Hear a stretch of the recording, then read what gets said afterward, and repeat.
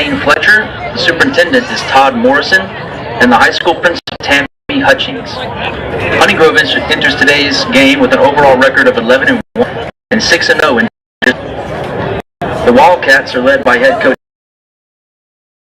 Ray and the high school principal Brown. Waskom enters today's game with an overall record of 10-2 and 7 in district play.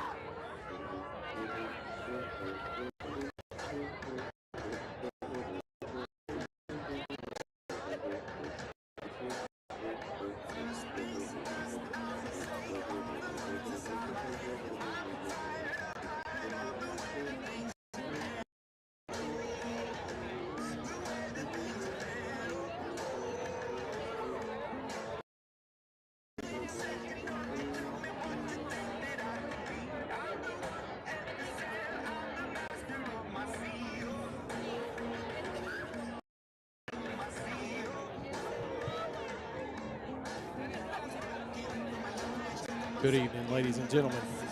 On this crisp Black Friday night with temperatures hovering around 48 degrees, we welcome you to a thrilling playoff matchup at Sam Parker Field in Mount Pleasant, Texas.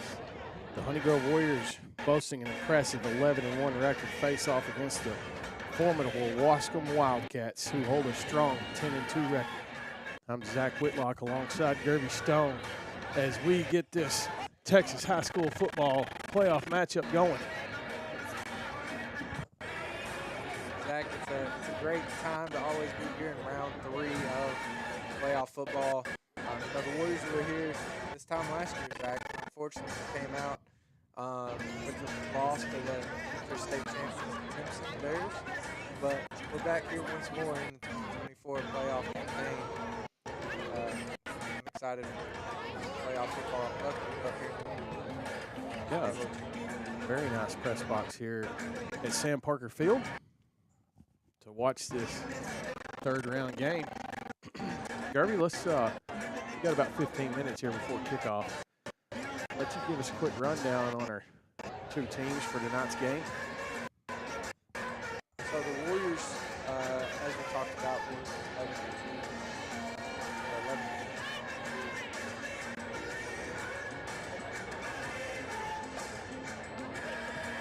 Head coach Shane Fletcher is going to be the play caller.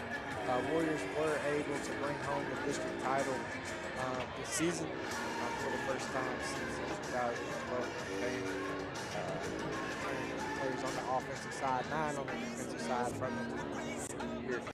Some players to watch this year, nonetheless. 5, Ryder Morris. Been all gas, no brakes since he did come back from his early season injury. Been able to have a stellar performance on last week. For round 2 of the playoffs, he returned. Round 1, he was able to stand out. His first real game back, Zach, against Paul Hewitt.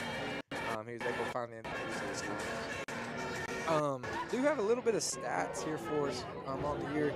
Kendall Wolf, he's averaging 37 yards receiving per game. You love being able to see a triple threat, or not necessarily triple threat, but dual threat type of football team. The Warriors are able to tuck it and go.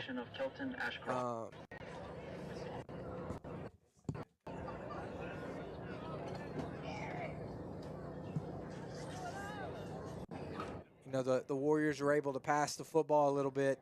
They're able to tuck it and run whenever the pocket collapses. Kendall Wolf averaging 37 yards a game. Lane Foster being able to bring in 29.5 yards. Rushing, however, Rylan Morris leads the pack there in his – I think, Zach, what do you think? Rylan's played maybe 5 games this season. He went out week 2, the start of the second half. Then he came back, played a little bit against Cooper. Yeah, you can't really count the Cooper game. Yeah, I think he really didn't even show himself till we got to Paul Pewitt. I mean, he did, but, I mean, it was very minimum. So, all in all, Morris has played maybe 5 games this season. Is averaging 120 yards rushing a game. Beavers coming in right behind him at 74.5 yards a game. Traylon Bailey, the sophomore, he's been able to step up a few big weeks for the Warriors, being able to chip in 52 yards on average a game. Rylan Morris has 18 total touchdowns for the Warriors. Levi Beavers. Zach, let's just take a little bit of time to talk about the big impact that Beavers had in this Warrior push here to get to this point where they are. Beavers, Rylan went down in the second game. Mez Daniels stepped up. Third quarter, Daniels went down. Beavers was the only person, or was not the only person, not the right choice of words, but was the next man up for head coach Shane Fletcher to turn to. Beavers was able to drive downfield and nonetheless seal the deal for that 21-20 victory over Marlin. There's no doubt this season Levi has definitely taken the mantle, taken the rock, I should say, and led this team, especially on offense, driving the ball right down each opponent's throat, more or less. Yeah. And, I mean, if Beavers gets the ball, he's going to run it right down your throat, and whether you're ready for it or not. Going to lower his shoulder and plow. So, defensive side, Warriors defense has been a big talking point all season long. Warriors defense being led by linebacker Mason Banker, Levi Beavers, Asher Price, and Mahan. Those 4 guys, as well as the rest of the defensive unit, they really set tones on these games, and especially here late in postseason play as we're approaching. Defense is going to win you championships. You know what they say, offense wins games, defense wins championships, and I think week in and week out, Coach Mack and his defense is really, really being put to the test. All right, Govey, I'll quickly kind of run down Waskom here for us as they come into this game with a 10-2 record under Coach Wade Lawson. Last year they were only 3-7, so quite the improvement. Players to watch is going to be wide receiver Kelton Williams. They've going to come in here with quarterback Chris Hernandez. And I think we're going to have us a pretty good match. Oh, yeah, Zach, and I said it a few times before today and even last night over Thanksgiving dinner, which I hope you and your family had a great Thanksgiving on yesterday. There's going to be a top 10 football team going home tonight, Zach. And, the Warriors being ranked number 5, Waskom being ranked number 9 in the state. We're getting to that point of time where great football teams are going to go home. We're coming down to the Elite 8, as some like to refer to it as. We're in the Sweet 16 now, and after today, we're going down to the Elite 8. So one of these teams, a great season is unfortunately going to have to come to an end. So in 9 minutes and 9.5 minutes, we're gonna start this. I think Honey Grove's going to get a true test tonight. One I think that we can come out of. Yeah, no problem. But Lawson had several successful seasons at Walken, and takes over this Waskom program that brings back a ton of speed and skill position players, but must address a depth issue on the offensive defensive line. I think Honey Grove's going to be in for a match. I think the fans here, which I must say, Honey Grove has turned up nicely tonight. Stands below us are pretty full. When everybody watching, I think we'll get to see a good football game here. Zach, you mentioned Coach Lawson comes from a stint at Joaquin. Yeah, I think I said walking, but yeah, walking. The winner of tonight's contest will go on to play Joaquin next week, as Joaquin was able to beat Shelbyville earlier in the afternoon. Which I think was kind of a surprise, right? Yeah. Everybody was kind of anticipating the winner here was going to go on to see Shelbyville. Yeah, and Scotty knows somebody from Shelbyville, and he said, you can be fully prepared until they come out and punch you in the ear when you are ready to get punched in the mouth. Sometimes things come from different directions that you're not prepared for. But Zach, we talked about the Warriors being 10-1 or 11-1, excuse me. The one loss that the Warriors received on the year played at 2:00 right here at this stadium, Sam Parker Field, against Liberty Ilo out of Texarkana. Winsboro against Liberty Ilo. The score at halftime, Zach, was 56-21. We all thought that contest was over, and we were talking about it on the way on the drive here. Winsboro came back. And the Warriors, they faced off against a tough Winsboro team. I believe that was week 3 this season. They came back and they brought it to within one score, and they just wasn't able to seal the deal. So a very good Winsboro team is going home tonight. Yep. After losing to Liberty Ilo right here at Sam Parker Field earlier in the afternoon. Well, your Warriors are in the end zone, getting their final stretches in here. Real quick, run us by the numbers, Garvey. Yeah, so the Warriors been able to strike up the win columns 11 times on the year. They're averaging 40 points a game, only giving up 14.7 points a game. And hey, this is basically a home game in the postseason for the Warriors. This is the closest game out of 3 right here in Mount Pleasant, 74 miles away from Warrior Stadium. Believe the Warriors were able to have a great week of practice. They were able to cut into some turkey and some ham yesterday in the indoor. I believe that was a great turnout by all the players, and I think there was even some parents joined in. Back-to-back years, the Warriors are able to practice. Who doesn't love Thanksgiving? Food, football, family. Yes, that's great. It doesn't get any better. You got a little Thanksgiving topic you like to talk about? Well, yeah. I mean, you can't have Thanksgiving without talking about football, and then that leads you to talking about John Madden. Yeah, one of the greatest. One of the greatest. John Madden once said, football isn't just a game. It's an art form, a way of life. And his passion for the sport lives in every snap, every tackle, and every moment under these Friday night lights.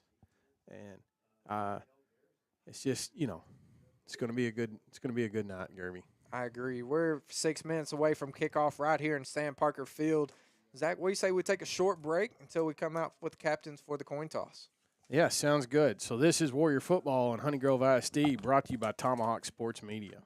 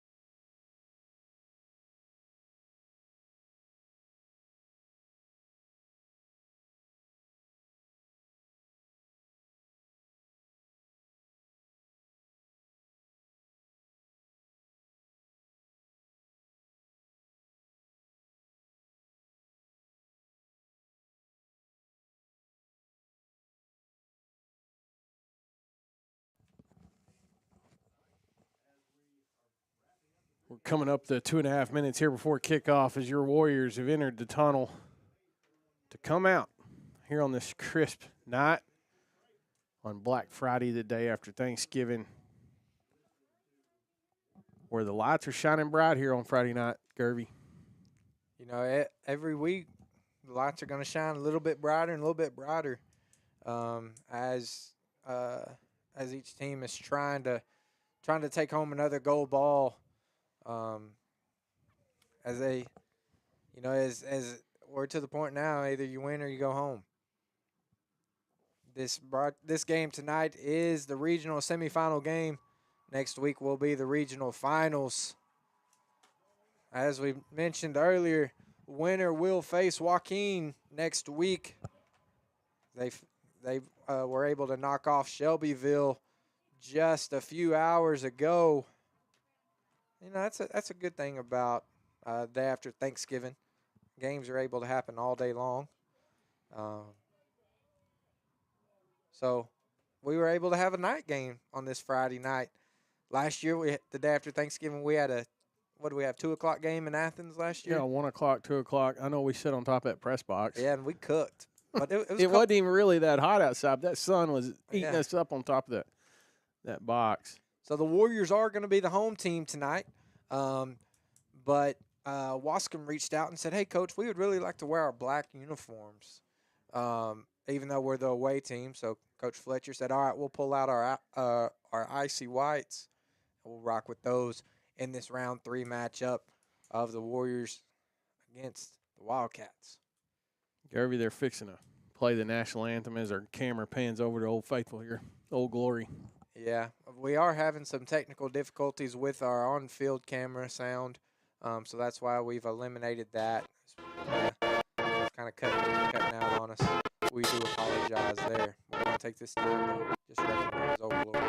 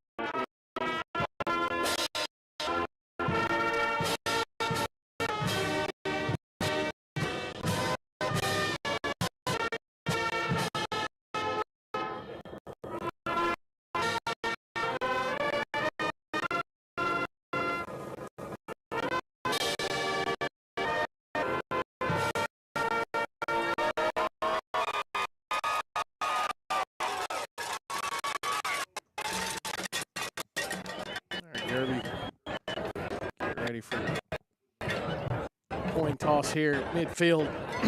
Looks like they're on the yellow, black, and white tiger head. Looks like the captains tonight for the Warriors is going to be number 18, Brody Mahan, number 6, Asher Price, number 7, Levi Beavers, and number 9, Kendall Wolf. There's going to be 4 seniors that have played a pivotal role here for their 4-year campaign, wearing the orange and white. Those 4 guys have received numerous accolades across their 4 years. So nonetheless, couldn't pick anybody better to be the captains tonight for the Warriors. On the Waskom side, we got 22, Nate Epsy, number 4, Kelton Williams, number 6, Chris Hernandez, number 21, Leo, ooh, I'll butcher that one. Just gonna call him Leo.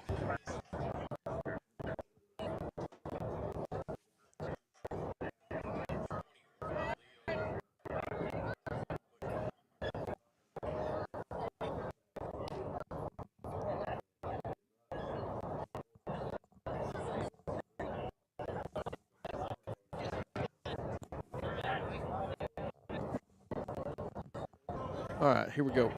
Sunny Grove won the toss. They declined, kicked it over. Looks like Honey Grove will kick to Waskom, who will receive in the south end zone.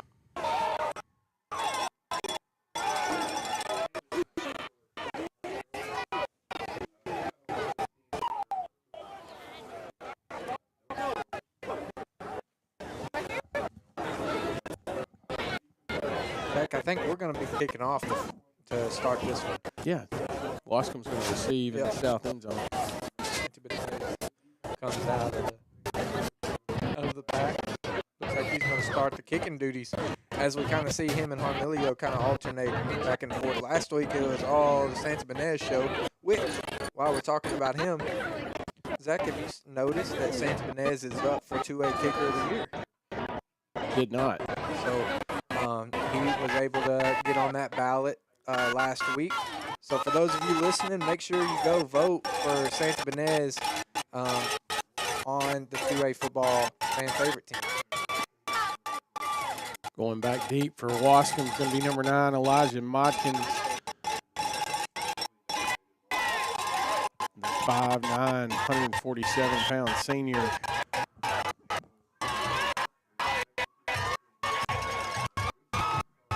Oh, yeah, Zach, Warrior Faithful traveled pretty well. Oh, yeah, this thing's full as the band gets the tomahawk chop going. Kind of throws me off looking down the bleachers and seeing a police officer standing at the bottom of the bleachers. But I guess that's what happens whenever you come to these big cities or bigger stadiums, I guess. Derby, this one's underway as Santa Benez sends it end over end. He's going to muff it. Yeah, number 4, Kelton Williams, a star wide receiver, muffs the kick return.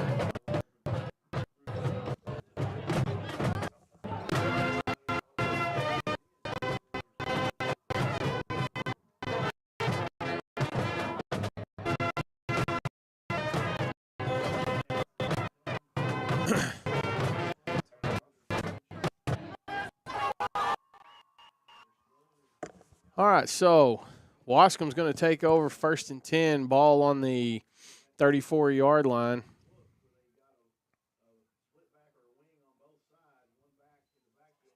Going to be a handoff up the middle. He's got through the first line, all the way down, cross, going to pick up a first down. Garvey, they sent it right up the middle. He blew right through our defensive front, able to move the sticks on the first play. Going to take it all the way to the 44.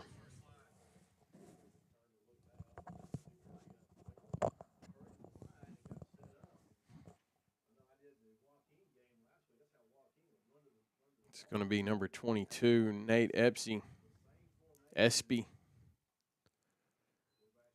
Going to be a quick handoff to the far side. Kelton Williams is scattering down the sideline. He's going to walk it right in on the second play of the game. Waskom going to take it down and score. Wow, Zach, from 55 yards out. Yeah, so he was able to scamper down Hernandez with a quick pitch out. Williams able to get to that sideline, turned it up, went all the way down. You know, that's how Ryland Morris was able to start the campaign last week, 61 yards out, coming off the pitch from Beavers. But, Zach, I kind of posted on Facebook last week, yes, Morris's run was very impressive, but what about that downfield block coming from Beavers?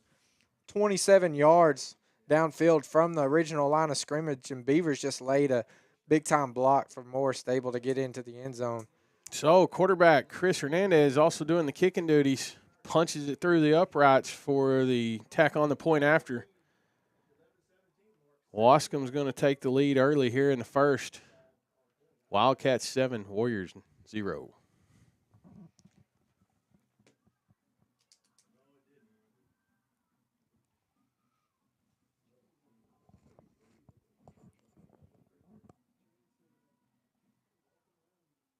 Zach, you don't really see that much coming.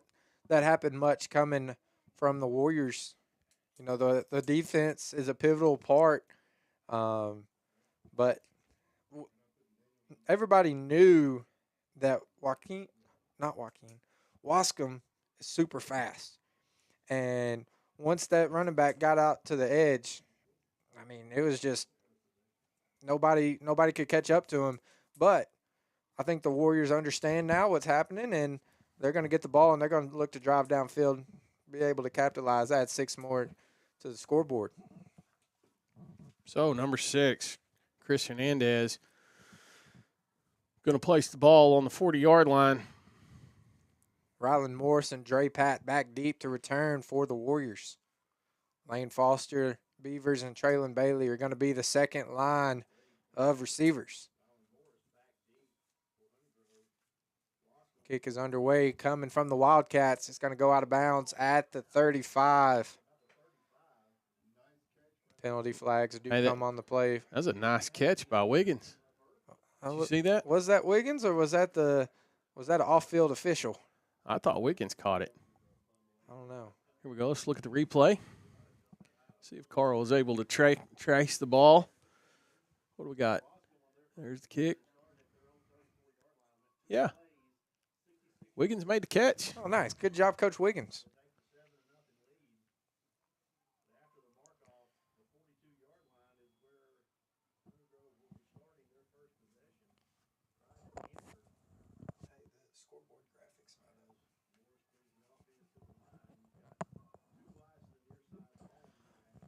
Morris going to be set up in the shotgun formation. He's going to send Pat in motion.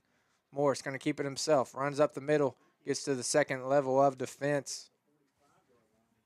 Well, that was a decent read by the Waskom defense there, picking that up. He made it through first level, but number 50, John Patrick, able to step in there and save Ryland from going.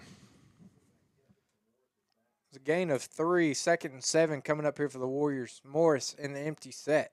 He's going to send Bailey in motion this time. Hand off to Bailey. He's going to run over to the left side, and he's going to get maybe a gain of 2. We'll see how generous the spot is. 3rd and 5 coming up here for the Warriors on the first drive. This third round of playoff football. They're going to move the ball over to the far hash. Bailey joining Morris in the backfield. Morris going to keep it himself, runs over to the right side. He follows his block. He's at the 20. He's at the 10. He turns the Jets on. He's going to get in for Warrior 6. Ryland Morris from 53 yards out. He's going to tie this one up at 6 apiece as it stands. 10 minutes left to go here in the first quarter. Garvey, is this going to be an offensive shootout? I think so. You know, we talked about Waskom being fast, but let me tell you what, Zach. Ryland Morris is a 2-time medalist in the 100-meter dash at the state track meet, getting one as a freshman and one as a sophomore, and here he is as a junior, and I think that cat's just getting faster. Santa Benez out for the kick. Freeman with the hold. The ball is up. Splits through the uprights. We're chalked back up at 7 apiece, Zach, right here at Sam Parker Field. The third round of playoffs. It might have took Honey Grove an extra play or two, but, man, that's what I'm talking about. That was a good run there by Morris. You know, they were able to get stuffed there on the first 2 plays. Well, in third place, Morris said, I got nope, this. I got it. Yep. Take care of business. Scats right down the field, all the way into the end zone.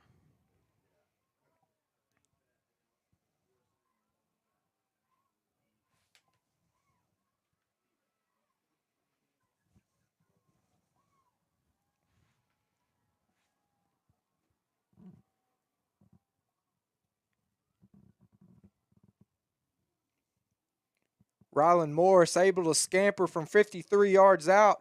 Is able to tie this one up at 7 apiece. 10 minutes left to go here at Sam Parker Field in the first quarter. We got ourselves a ball game.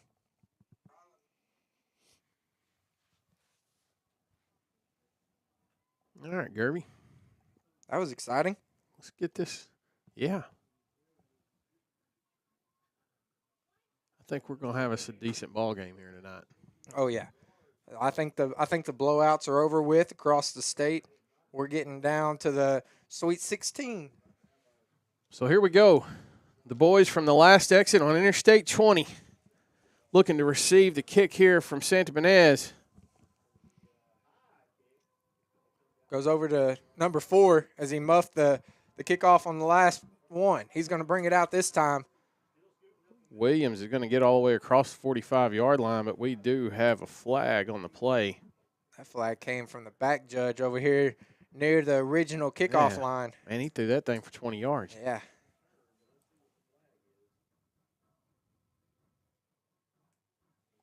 Waskom return man was downed at their own 45-yard line, still waiting for the penalty assessment. Personal foul, face mask called against the Warriors. Waskom's going to have really good field position to get this one started. It's going to put them across the 50-yard line. The ball's going to be placed on the 40,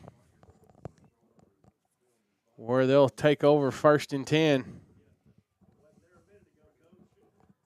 As Hernandez and Espy in the backfield, it's going to be a quick up the middle. No, Espy's going to bounce out. He's going to look for that far sideline again. Running players. Boy, he ran that guy over. He dropped his shoulder, Lane Foster. Yes, sir, he did. Lane Foster is aware of him now. Yeah, he was on the receiving end of that hit. Espy's finally going to go out of bounds on about the 19-yard line. They definitely picked up a 1st down. They sure do like going to that far side from here, I guess. Well, they've only had 4 plays. Yeah. Hey, but one of those 4 plays, they were able to take it to the house. Hernandez under center. Going to hand it off. Pitch it out. Ooh. Bam. Dre Pat sends that man head over heels. That was a big defensive play coming there from Pat. No gain on that play.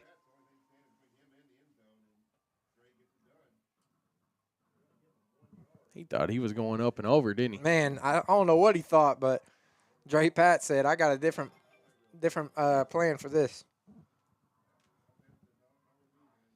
Hernandez walks towards the sideline looking for a different play call. Converses with Williams and Espy. They reset. Here we go. Man in motion to the far side. False start. That far side tackle. He went just a little bit early. Warriors coaching staff turned him to his backside and wanting to get the Warrior faithful pumped up, as it did just cause a false start, essentially. Big defensive play coming there from Pat. Warriors pumped up, and it caused a false start there on the Wildcats. 2nd and 15 coming up here after the penalty. Waskom gets set. Then Hernandez backs off again. 10 seconds on the play clock.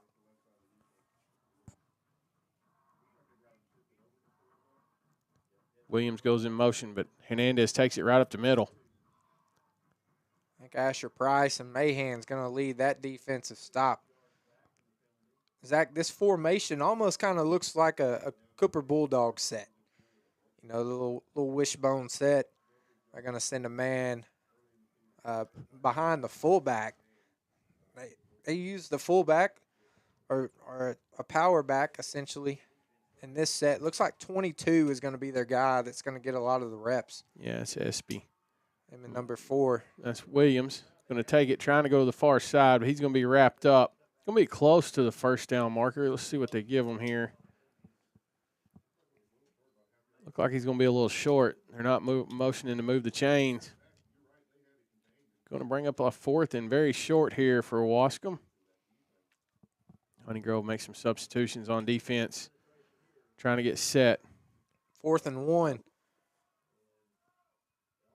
Hernandez backs up again. Conversion on this will move them inside the 1st and Try goal. to go for the quarterback sneak. He's going to have it. They're going to move the sticks. I think they're going to down him at the 8-yard line, Zach. It'll be a 1st and goal for Waskom. Honeygrove substituting players again on defense. Hernandez trying to get his players up to the line of scrimmage. Rushes them up. Then backs off.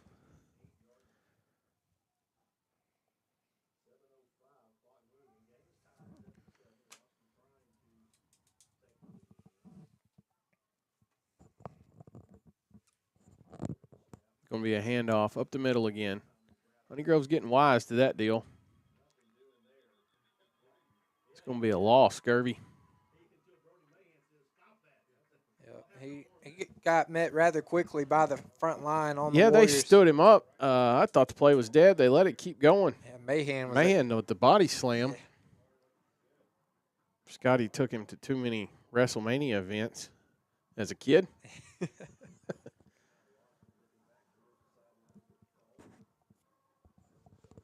Still second and goal.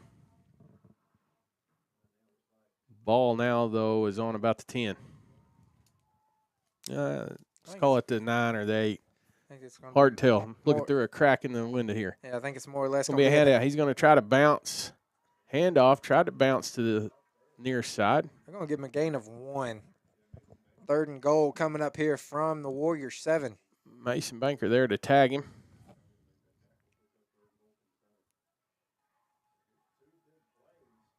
Honeygrove's got to make a stand here. Then we're going to get to find out if Waskom's how good Hernandez is at kicking a field goal maybe. Going to be a pitch. He's trying to go to the far side, being chased. 2 missed tackles. Finally going to wrap him up and take him out of bounds on about the 4-yard line. Ryland Morris was able to come from that 3rd level as a DB spot, was able to come right downhill. Was able to get there, but just wasn't able to hold on. Mahan and Wolf was able to finally not sling him out of bounds. 4th and goal coming up here from the Warrior 3.5. Big play here for the Warrior defense. Yeah, Waskom appears to be going for it. They're either going to punch it in for 6 or the Warriors are going to come up with a big stop here. No other options here with 5:27. Kirby, what are you predicting? I'm predicting they're going to try to go right up the middle. Yeah. Or they've had some pretty good success that. Handoff number 22, he's going to run to the left side. That's my prediction. Yeah, he likes going that far side. I say he's coming to our side. All right, so we got timeout Waskom here at Sam Parker Stadium. Zach, did you see any turduckens yesterday? I did. I saw Kevin Burkhart and Tom Brady try to demolish one during the Cowboy game. That was a little weird. For those of the viewers that are out there that don't know what a turducken is, do you mind explaining to them what it is? Have you ever had one? I have not. Oh.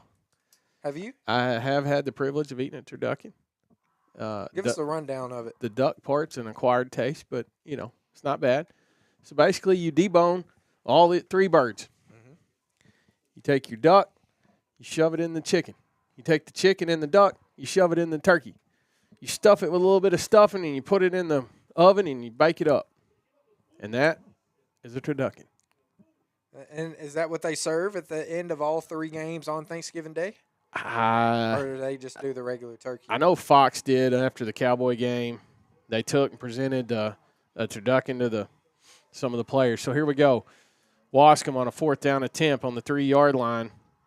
Hernandez under center. It's going to be that pitch out to Williams. He's going to be short. Yes. They're going to call him short. He's short. Honeygrove stops him on the 1-yard line. Big time play there by the Warrior defensive unit. Wow. As we talked about, Zach, there was 2 things that were going to happen right there. Wildcats were going to punch it in for 6, or the Warriors defensive unit was going to come up with a stop. Let me just tell you, that was not an easy stop. They stood him up on the 2-yard line, but he kept digging.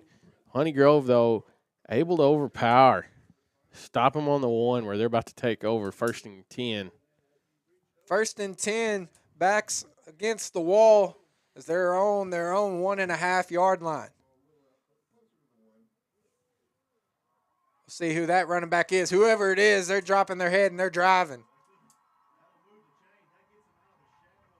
Ryland Morris just dropped his head and put his team on his back there. Gain of 11.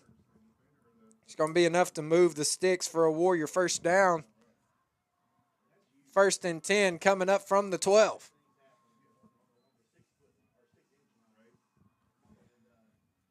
Morris took the snap with his feet standing on the front line of the end zone, Zach.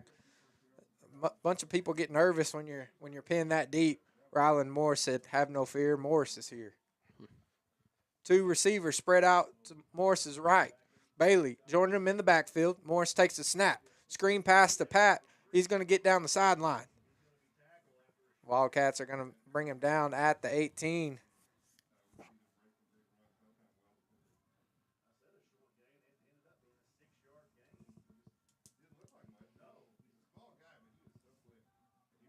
Waskom able to read that and get on it. Boy, if Dre just had another split second, he could have cut loose with it. As we know, To show his speed. Pat can fly. Hand off to Bailey. He's going to go over to the left side, and he's going to get hit by the Wildcat linebacker.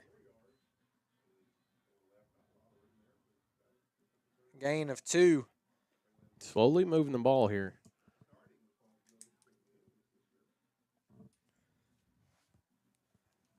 Third and a rough 3 coming up here for the Warriors at their own 21-yard line. Morris going to be set up in the empty set. A lot of linemen for Honey Grove. Kind of a new look, Gerby. Yep. Oh, there's penalty flag on the play. They're going to call that. Not sure who they're going to call that. False start on the Warriors. Coach Fletcher pleading his case. Yeah, I'm not sure what they saw. I didn't see it here. Look at the replay. I didn't see anything. Yeah, I didn't see anything. I didn't see anything on either side. Warriors going to take the penalty assessment. It's going to back them up. That penalty is going to bring the Warriors back to the 15-yard line. First down to gain is the 22.5. Morris takes the snap.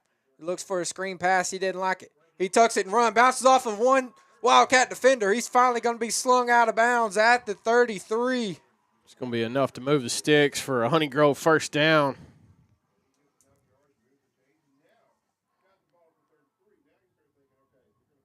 That's what we like to see. Yep. Gain of 20 from Morris.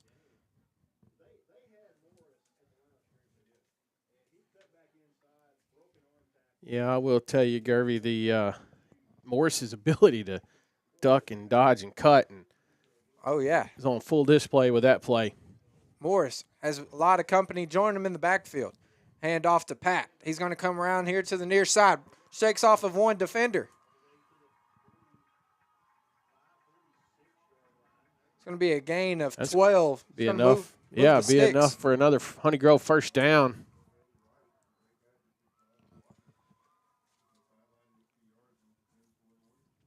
Morris, on that previous play, it looked like he was caught dead in his tracks at the line of scrimmage, but he was able to spin out of there, break loose for a gain of 20. Pat. Sucker's a little slippery, wasn't he? Yeah. Pat looked to be, they had that big package set up there in the backfield. Pat comes out of there, gain of 12 on the near side. Morris all alone in the backfield. Mahan's going to go in motion from right to left. Morris with the pass to Pat. Pat shakes and bakes off of one, cuts through the middle of the field, goes to the left side. He's got one man to beat. Hurdles over him. He spins off of another tackler. He's going to be brought down just short of the end zone. First and goal, Honey Grove, after the impressive run by Pat. That was a 52-yard play. A lot of those comes off the. I was scared we were fixing to have a penalty here. For a block downfield? Yeah, I thought we were going to have a block downfield, but we skated by. That was a big-time play there from Pat. He was able to get the catch near the line of scrimmage on a little dump pass, but he was able to cut back to the middle of the field, get over to the far side. Morris takes the snap. He's going to keep it himself. Going to get in for 6. Rylan Morris on that 2-yard touchdown run. Zach, shall we go back to a few minutes ago? Morris took the first snap of the drive inside the end zone. They took that one 99.5 yards to be able to punch it in for 6. Big-time plays coming there from Morris and from Pat on that drive to give their team. Both of them able to slip and slide. And big plays. Santibanez with the kick. Splits through the uprights.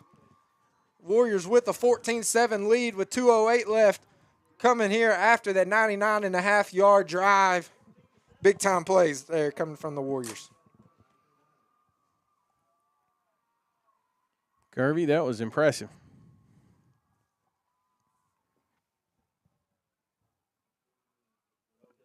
I think it's going to be I don't know. Think it's going to be a shootout? Man, I think so. But I don't know. I think you give the Warrior defense another look or two, they're going to get Waskom figured out. I'm not sure it's going to go back and forth. But I think the biggest play, the Warriors were able to drive 99.5 yards. What about that 4th and 4 down here a while ago, Zach? Yep. They had him, and even dating back earlier, Pat was able to come out of nowhere, flip the running back over, head over heels. That was a big-time play because he was headed to the yellow end zone over here.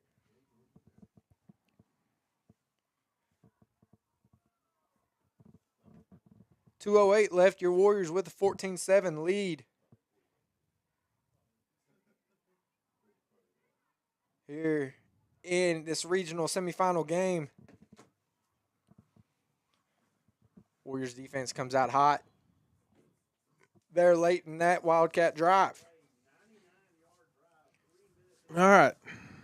Late in the first quarter, Santa Benez and the Warrior kickoff unit prepare as he sends this one end over end deep back as Waskom receives it on about the 20-yard line. Kendall Wolf able to go across the field, goes from one set of numbers to the other. He's finally able to bring down the return man. Wildcats are going to start this drive at their own 27. Number 9, Elijah Modkins with the short return. So Hernandez and company will take over 1st and 10 on the 27.5-yard line.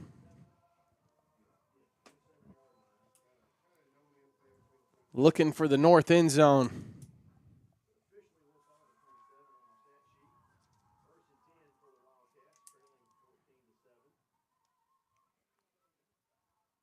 Hernandez is going to try to take it. That was a fumble, surely. They're calling a Honey Grove ball. Brody Mahan comes up with the fumble recovery. Hey, Zach, Warrior defense is here to play. They had a big drive on that last play. Pinned them to 4th and goal from the 4. Stopped them. First play on this drive after a 99.5-yard drive. Warriors defense with the stop. Brody Mahan comes out of there with the ball in the air. Man, that thing looked weird.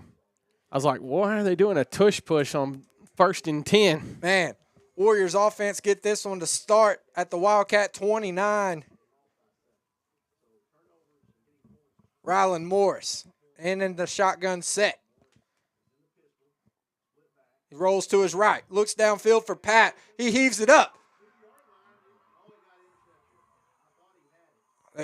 Morris's pass was intended for Pat. It's going to be intercepted in the end zone. What a turn of events. Man. Waskom ball, Honey Grove ball, Waskom ball. Hey, but that's what happens when you get this late in the season, Zach. Big players make big plays, and they aren't here for no reason. Wow. Ball goes back to the 20-yard line. That was a good 50-50 ball there from Morris to Pat. I'll be honest with you, his back was to us. I thought he had it. Yeah. Then I thought he just was juggling it, and it's hard to tell. Black end zone, black uniforms. Waskom come up with it. Hernandez back up under center, hoping to not make the same mistake twice. Going to have flags before this one even gets going.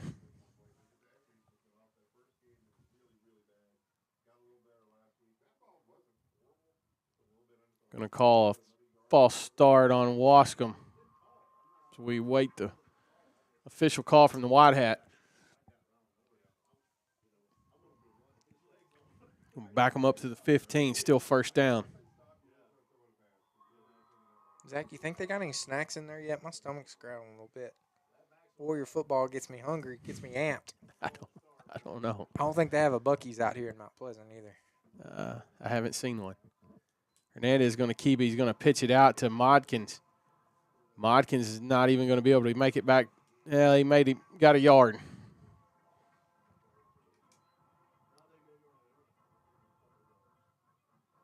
Wolf, Mahan, over on the far side, catch him before he could break away. Waskom playing a little faster intensity, getting to the line of scrimmage. And as I say that, they all stand back up.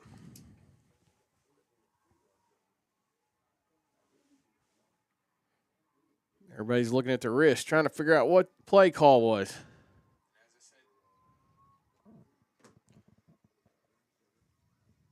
Be a quick pitch to Williams. Williams gets to the sideline. He is scatting hard. He got Asbury. Asbury trips him up. Asbury with the hustle play, Zach. Along with Bailey to help finish it off. Saved a 6-point ordeal. Asbury was over here on the near numbers. He cut across the field, made a good angle, was able to trip him up. I thought it was over with. Well, you know what they say about football. It's a game of angles. Yes. And that was a good angle coming there by Asbury. Saved Waskom from going all the way for 6. On a first down play here, Waskom going to gain about 5, trying to run it up the middle. Boy, they love going to the far side. Yeah. Not sure I've seen a play to our side yet. Well, you saw that one when Pat flipped him up head over heels over here. I'll tell you that's that true. much. Maybe they're scared of number 3. They definitely seem to be picking on Foster on the far side.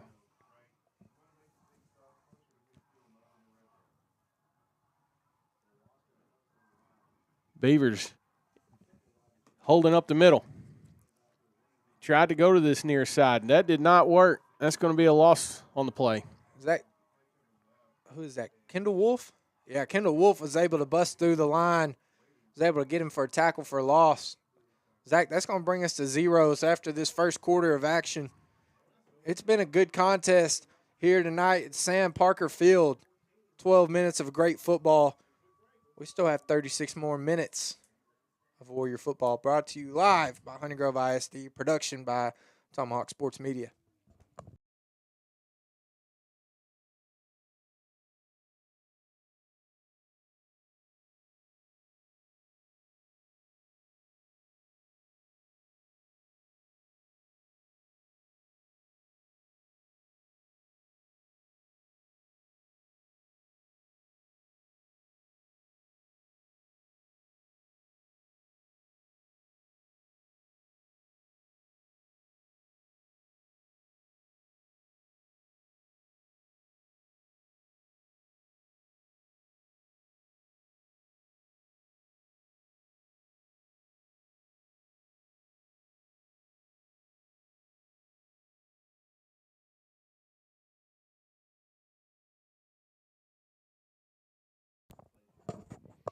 Garvey going back to the turducken.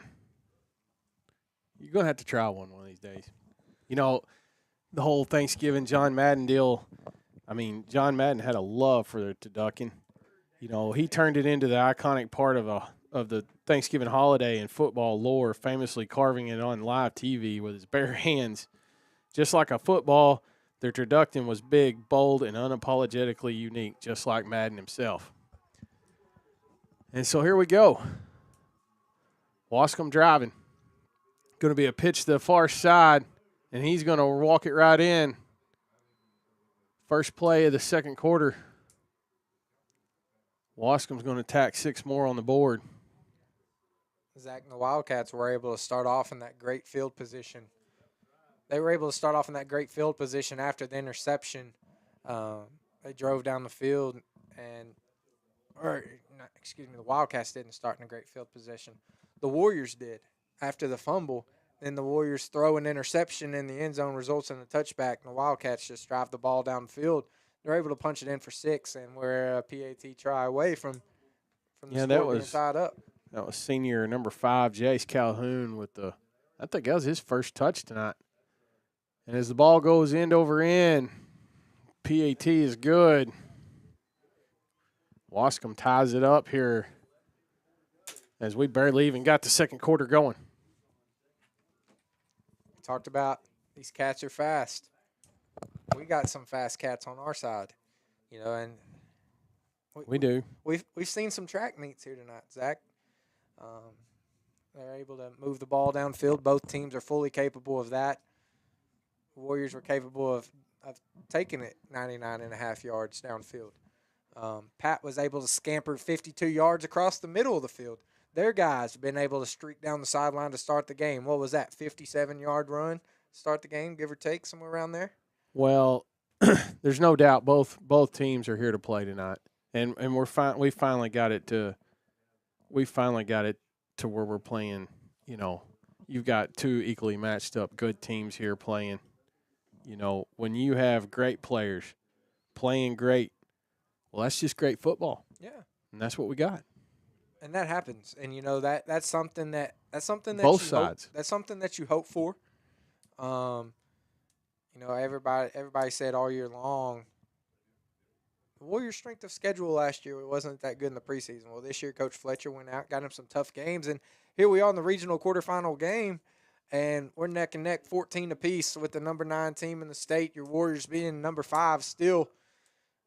Pat's going to bring this return out from the 20.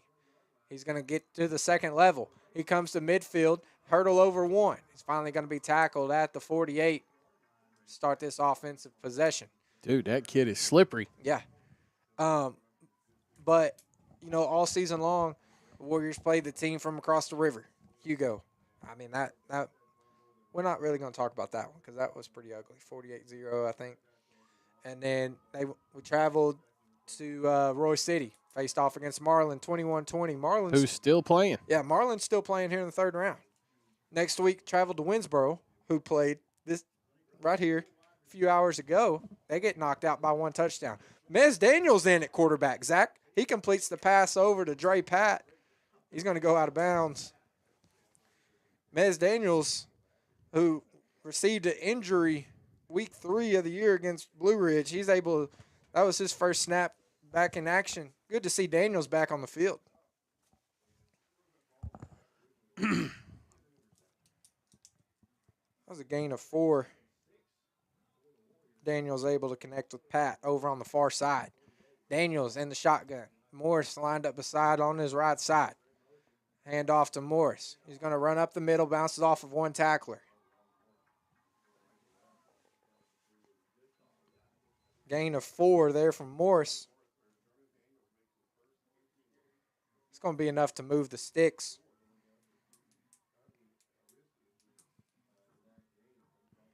Excuse me, I think they're going to give him an official gain of 6. Morris joining Daniels in the backfield. Daniels going to take the snap. Sends Pat in motion. Pat with the jet sweep. He's going to come to the left side, and he's going to go out of bounds at the 25. Got a little help by Freeman with the block. Enough for a Warrior first down. Gain of 17 there from Pat on that jet sweep. Speed, speed, speed for Honey Grove. Zach, it looks like we got some jersey swaps going on. I don't know if you've noticed or not. We're going to talk about it after this snap. Daniels, 2 men to the left, 2 to the right. You're going to send Foster in motion. Morris gets the handoff. He's going to be brought down. Gain of 2 on that run. Jersey swaps? Yeah, so Asher Price is going to be rocking number 69 on the offensive side. He's going to be playing right guard. And then when they go back out on defense, he's going to wear number 6.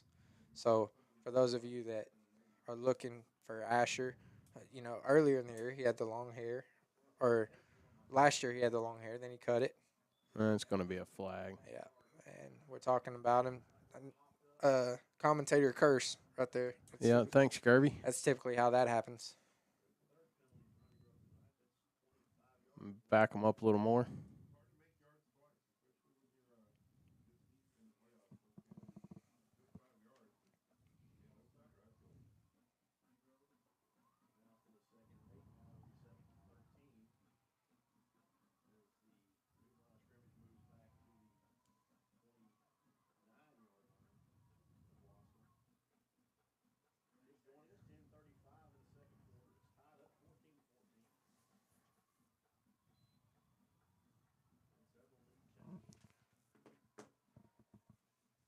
Daniels has trips out wide to his right.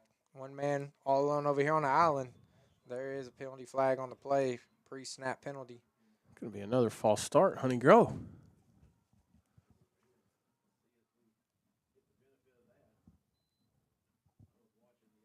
No. Nope. Offsides on the defense. I was going to say. We'll go ahead and go back to where we originally were, just one snap prior. It's good. I don't like having to gain the same piece of dirt twice. Yeah, 79 for the Wildcats. He jumped, made contact with the Warrior offensive line.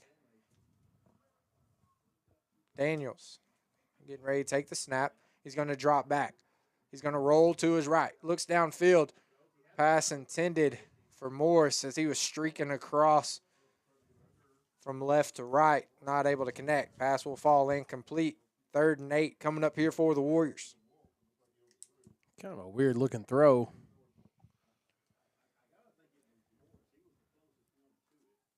Watching the replay here. Come out a little wobbly. Well, he kind of threw it sidearm. You know, I'm guessing it was going to Morris was the closest receiver anywhere to it. Yeah. Well, you know, Morris is a baseball player, so he could have hit that little middle infield sidearm throw. Morris takes the snap, runs to his left. He's going to keep it himself. That was Daniels. Oh, yeah, Daniels. Excuse me. No gain on that one.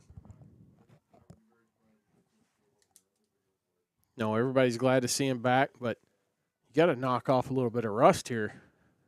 It's been a long time since that game in Blue Ridge. Yeah. What was that, week 4? And we're 3. I thought they played Winsboro maybe, week 3. Yeah. I'm sorry, 4, yeah. What are we in now? 13? Yep. 14? Something Look like at that? this, Gerby. 4th down territory. Swinging gate coming up here for the Warriors. Low snap. Daniels picks it up. Dump pass over to Morris. He's able to bring it up off the turf. It bounced. Oh, they're going to call incomplete pass. Sure. Hey, that was a big defensive stop there coming from the Wildcats. Their fans are on their feet. Big-time play coming here. And with 9:25 left to go till the intermission. Scores knotted up at 14 apiece. Neither one of the offensive or defensive sides for either team is having troubles coming up with big play on the offensive or defensive side of the football, Zach. Well, like I said earlier, it's just two good teams battling it out. You know, they're not going to have as easy of a run as they've had to get to this point. You've got to be more disciplined, more precise about what you're doing if you want to excel over one team or the other. Yeah. A number 10 team will be eliminated from playoff football right here tonight from Sam Parker Field. Epsie's going to go for the far side, looking for the sideline. He finds it. Bam! What a hit by Dre to run him out of bounds. Save him before he crosses midfield. Dre Pat's laying the wood tonight, Zach. For a smaller statued guy, he put a lick on Espy. You know, and Pat was out for 9 weeks this year. He didn't come back till the Cooper game. That's right. So well, he never started. Yeah. So Pat's made a big-time impact since he's been able to return. Warrior defense prepares, waiting to see what Waskom's going to bring at him here. Hernandez runs up, takes a bad snap, ball's on the ground, gets it pitched out to Espy. Espy scrambling. He is going to be taken for a massive loss, but we do have penalty flags flying. Man, the arm on that referee. Yeah. He throwed that for another 15 yards. Asher Price and Mahan, they were giving him pressure back in the backfield. Yeah, so Price stayed in that same jersey. It throwed me off. I saw the 69. I was like, what's going on? Personal foul, face mask will be called against the Warriors.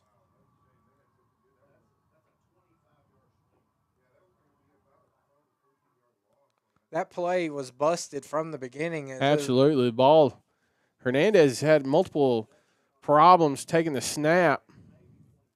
Somehow able to pick it up off the bounce. Gets it pitched out to Espy, who then finds a brick wall, turns around, tries to run the other way. How many yards did he lose on that? I don't know. That was a big loss. Big loss. After the penalty, though, ball sitting on the 43-yard line, and it's 1st and 10 as Waskom's looking for the south end zone. Mahan and Price were quick on that one. We'll see what we got coming here. Wolf lines up off the edge, pitch over to the backside. It's going to be Joe Irving going down the sideline on the far side. Going to move the sticks for Waskom again.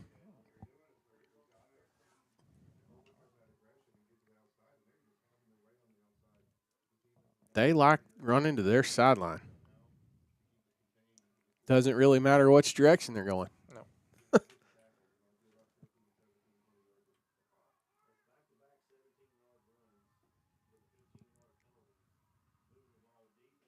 You got to think maybe they're setting this up. So Waskom comes up to the line of scrimmage. Hernandez walks up, lines down. They get up there, and then boom, they all stand up. At some point, they're not going to stand up, are they? Nope. Hernandez is going to keep it, trying to go up the middle. He does. He's got one man to beat, and he's going to walk it right in for a Waskom touchdown. That was a 27-yard quarterback run. It was going to be an option. He ended up tucking it. Saw a hole and went for it.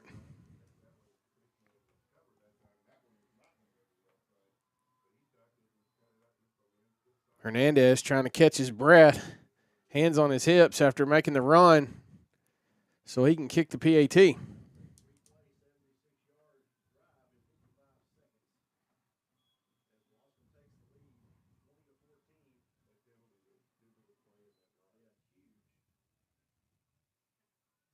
There's the snap, the hold, the kick, end over end. Kicks it into the stands in the end zone. So here in the second quarter, Waskom goes up 21-14. This is Warrior Football on Honey Grove ISD, brought to you by Tomahawk Sports Media.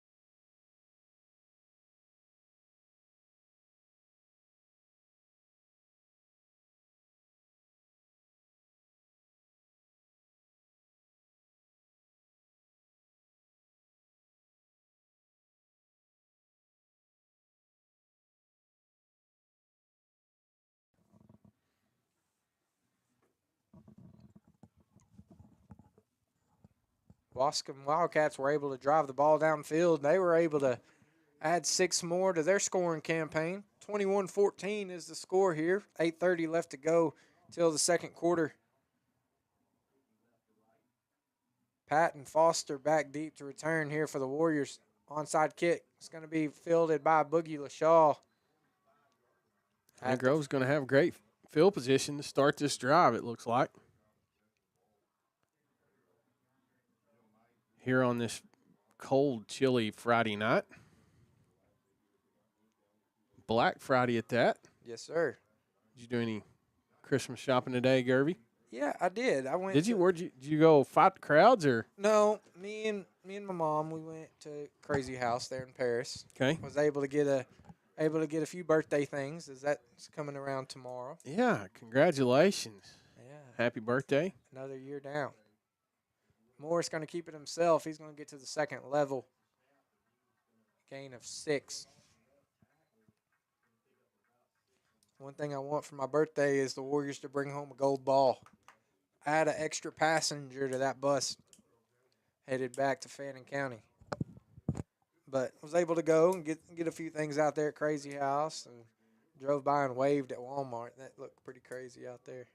Shopping center looked pretty crazy there in Paris. Yeah, I'm not going to attempt Black Friday. Just be honest. Moore's going to keep it, and he's going to run to the right side. He's got the corner into his advantage. Took the hit with the legs. Yep. Gain of 30. I thought Morris was going to hit that extra gas, but the Wildcat defender was able to go at Morris's knees. We're going to get inside the red zone. 1st and 10 coming up from the 18.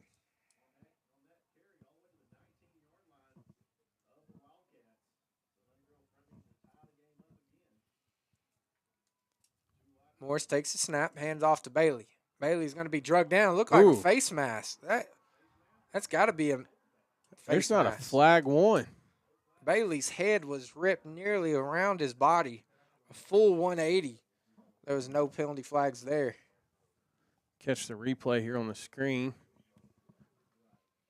I was trying to look for Daniels. Nope. Grabbed his jersey around his shoulder pads. I guess that was a good call there by the Zebras.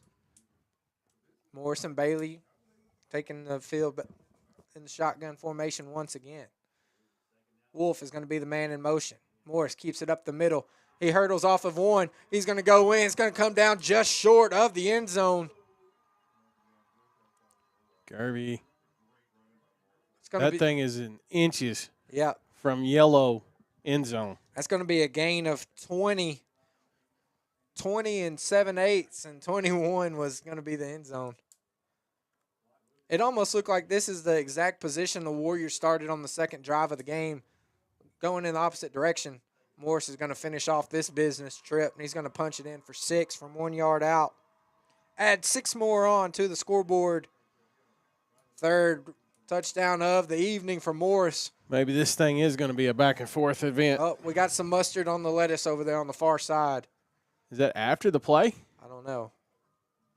Waskom head coach. Just watch it here. He ran out on the field. Yeah, Waskom. Maybe that's who the flag's on. Doesn't look very excited over there. Sideline warning will be called against Waskom. The touchdown is good. Well, the dude was on about the number 10 out there. Yeah. Clearly out of the box. Still out of the box.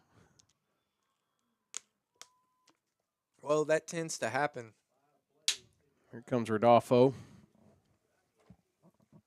I guess the Wildcats were in busted coverage. Morris was able to capitalize. Was able to punch it in for 6. We got us a back-and-forth ball game here, Zach. Ball is up. Oh, misses.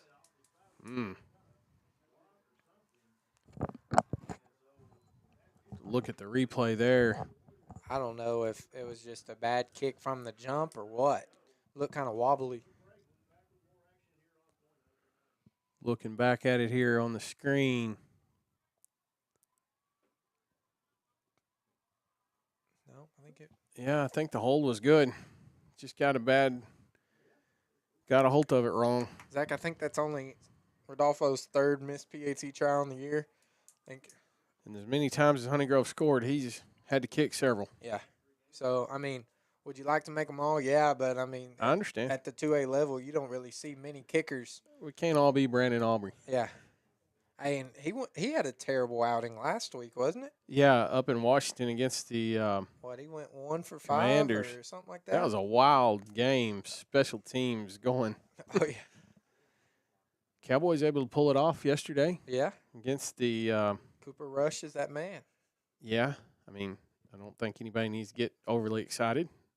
You know, the Giants are suffering in many, many ways. Yeah.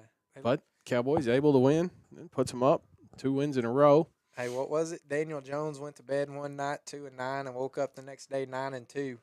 Yeah. He left the Giants and found a new home in Minnesota. Yeah, that's kind of a weird situation.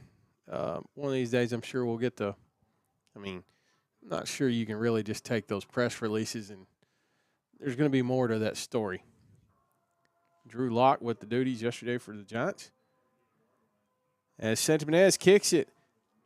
He's losing yards as he scrambles. Still scrambling. He's getting pressure there. Banker going to run him out. Ooh. Bam! The hit. Asher Price back rocking the number 6. He's going to be on the. Yeah, whoa, what a lick, but he's going down on a knee too. Ball runner there. It's going to be number 5, J.C. Calhoun. Boy, what a whack. Yeah. But it cost him. He's hurting. Zach, so in the comments a while ago, somebody asked, why did Price have to do a jersey swap? So to be an offensive lineman, you have to be in a criteria of numbers. And ineligible. And 6 is not an eligible offensive line number. So therefore, in order for Price to play the guard position, he has to wear a higher number. So that's why that is. Defensive side, you can wear any number you want to. Offensive side, linemen have to wear a certain area of numbers. It's going to be a quick handoff to Espy. He's still on his feet. I'm not sure what happened. Finally drugged down by number 9, Kendall Wolf. I thought Price knocked him out of bounds at the 50, but the ball was spotted back at the 43. I don't know if he stepped out of bounds. I don't know. Or what the ruling was. I just know he laid a heck of a hit. Yeah. The ball at the top of the Tiger head near midfield. Hernandez and company takes it. Hernandez with the keeper, but he is going to be swallowed up by white jerseys. Warriors sent the house there, Zach. It's going to back them up nearly to the original line of scrimmage for a loss.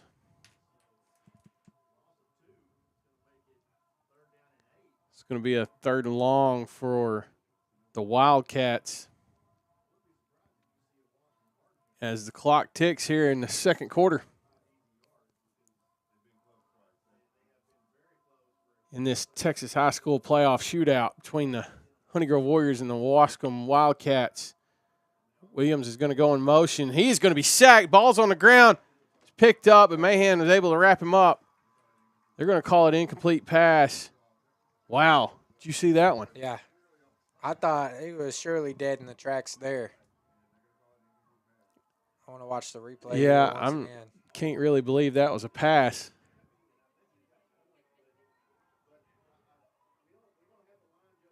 No, his arm never went forward. Yeah, Mason Banker came off the edge over on the far side. It just forced that one out on that big hit.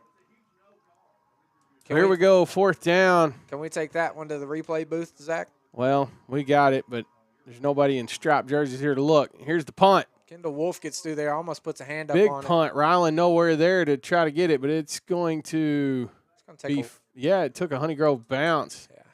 Backs it back up to about the 19-yard line. Morris hadn't seen any good punters throughout the season. That was a good kick. That was a good kick. I was watching him there before the game started. The dude was booting him from the 45 down into the end zone. Big defensive drive there for the Warriors. Warriors going to start this drive at their own 19, looking to drive towards the end zone, the home of the scoreboard, no glory. Warriors were not able to convert on the PAT try. It's going to have them down 21-20.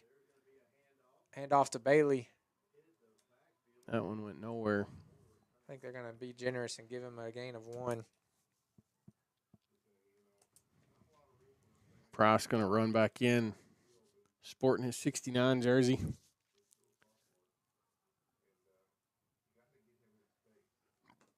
And here comes number 1, Mason Baker. Give Traylon Bailey a little break. As the clock ticks down nearly to 4 minutes. Moore's going to keep it. He's going to run to his left side.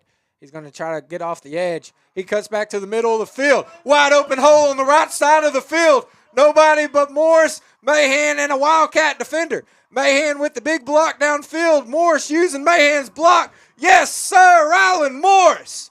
80 yards downfield. Mahan using the full 80 yards. Strike up the Warrior band for 6 more. What a run, Gervy. What a run. What a block by Mahan. Yes, sir. Using keeping the that full. one guy off of him. Mahan had his hands full trying to defend against Williams, who's a fast-footed wide receiver, defensive back, but able to keep him out of the way as Morris walks it in. Well, I don't know if you can call that a walk. No, he was moving, but let me tell you who was moving a little bit more. That's defensive end, tight end Brody Mahan. He was scooting downfield. He was going to make sure his quarterback was able to get in for 6. Kendall Wolf with the direct snap. He's going to try to run to the right side. His 2-point try will not be good. Warriors with the 5-point lead, 26-21. 3:54 left to go here till the half. Your Warriors were able to answer once again. We're going to take a quick break. This is Warrior Football on Honey Grove ISD, brought to you by Tomahawk Sports Media.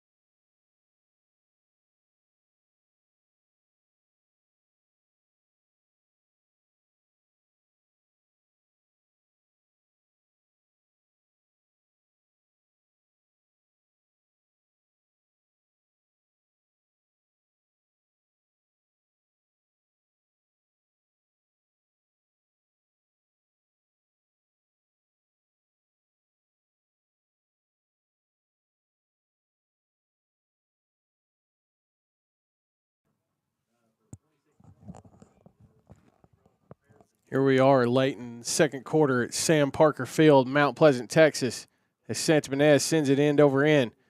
As Modkins is going to take it at about the 36-yard line, still on his feet, being chased by your Warriors. I'm Zach Whitlock alongside Gervie Stone as we bring you this playoff football matchup of your Honey Grove Warriors against the Waskom Wildcats. Waskom's going to take over 1st and 10 here. A little over 3.5 minutes left to go before we get to halftime.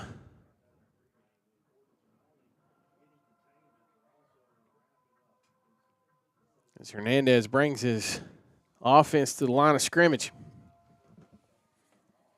And your Warrior defense prepares to make a stop. Hernandez goes under center, takes snap. It's going to be a pitch out. And that ain't going to happen. Mason Banker going to come hard off the edge, trip him up. Brings up a big loss there. Loss of 6. Bring up a second down. Ball's going to be on about the 32. Or, I'm sorry, the 36.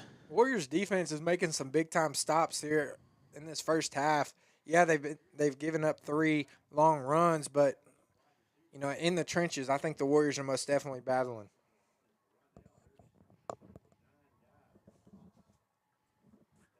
Warriors with a 5-man front. 3 coming off of the blitz. Still on his feet as he crosses the 45 before being wrapped up by Traylon Bailey. Oh, I'm sorry, that's Lane Foster. Going to get back to the original set of down markers. I believe they're going to call that 3rd and 7 coming up here for the Wildcats on the near hash. Hernandez walks back towards the sideline looking for a play call.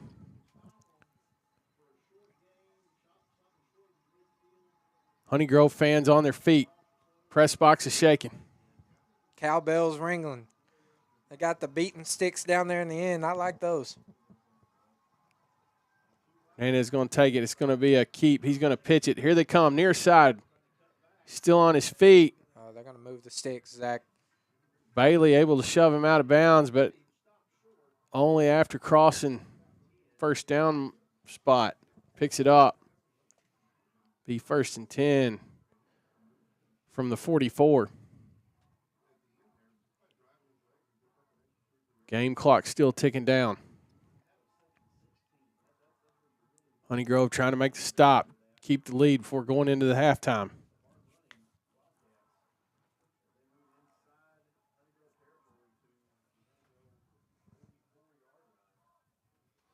Waskom taking their time about trying to figure out what play they're going to run here.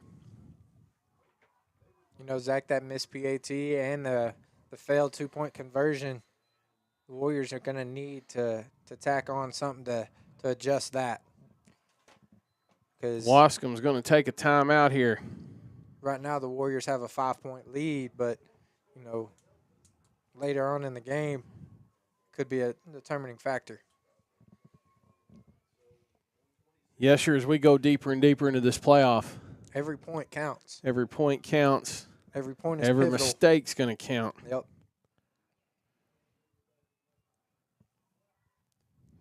Rack points, minimize mistakes, win ball games.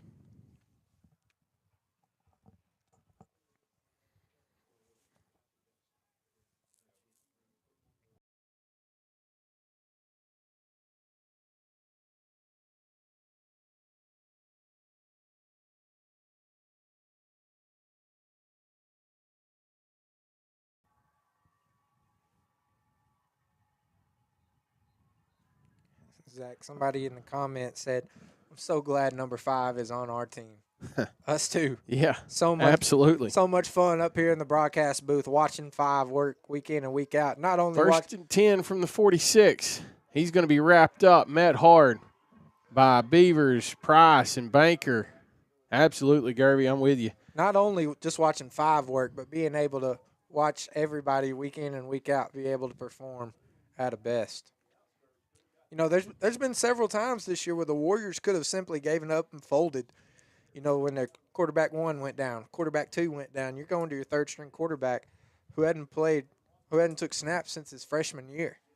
You know, so this Warrior group has overcome a lot of adversity, and here they are, third round of the playoffs with a 5-point lead over the number 9 team in the state. Mahan with the big quarterback pressure.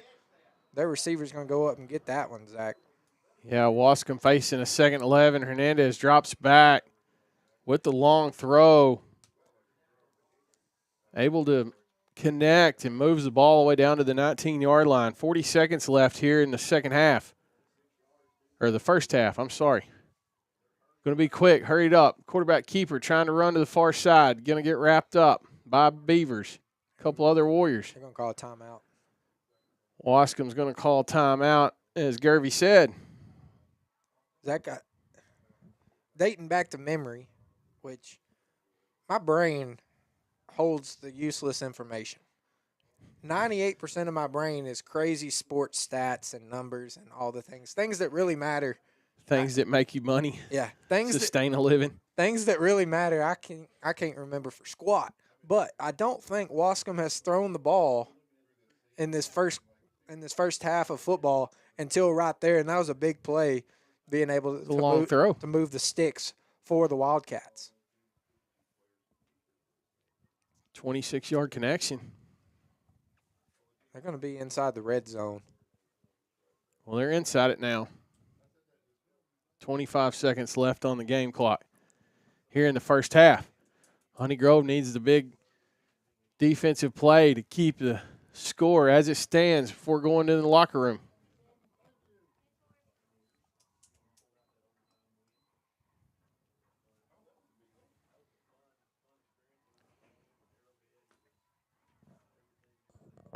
Did you happen to catch the Raiders-Chief game? I did not. Earlier. I did Listen to it on the way down. There again, Chiefs scrape by with a victory. Come down to the wire. Hernandez is going to pitch it. He's going for the far side. He's going to go untouched right into the end zone. Going to put the Wildcats back up on top.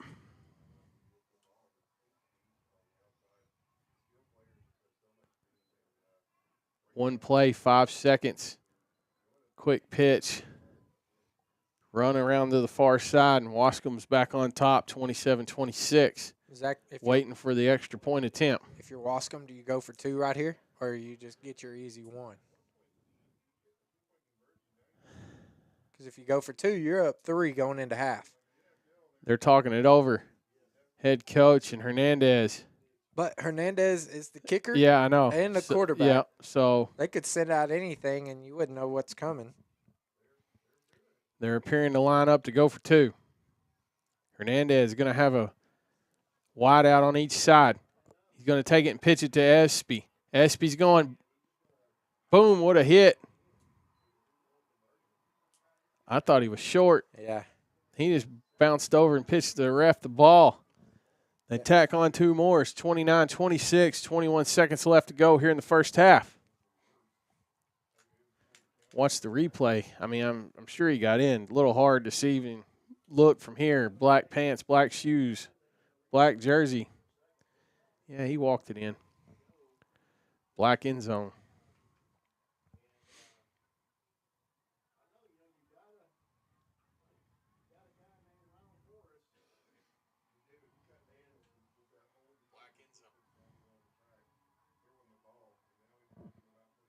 Got the jersey swap going on the 30-yard line. Price puts back on 69. On that, Zach, I haven't ever watched them do it. Do they just does he keep 6 on? They just throw 69 on top of it? He's double stacking.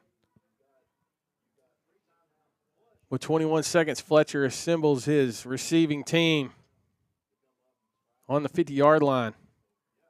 Zach, I got a feeling there's a lot of pep talk going on right now. Oh yeah, I hate to veer off of the main highway that we're on, but things could be in shambles right now. Okay.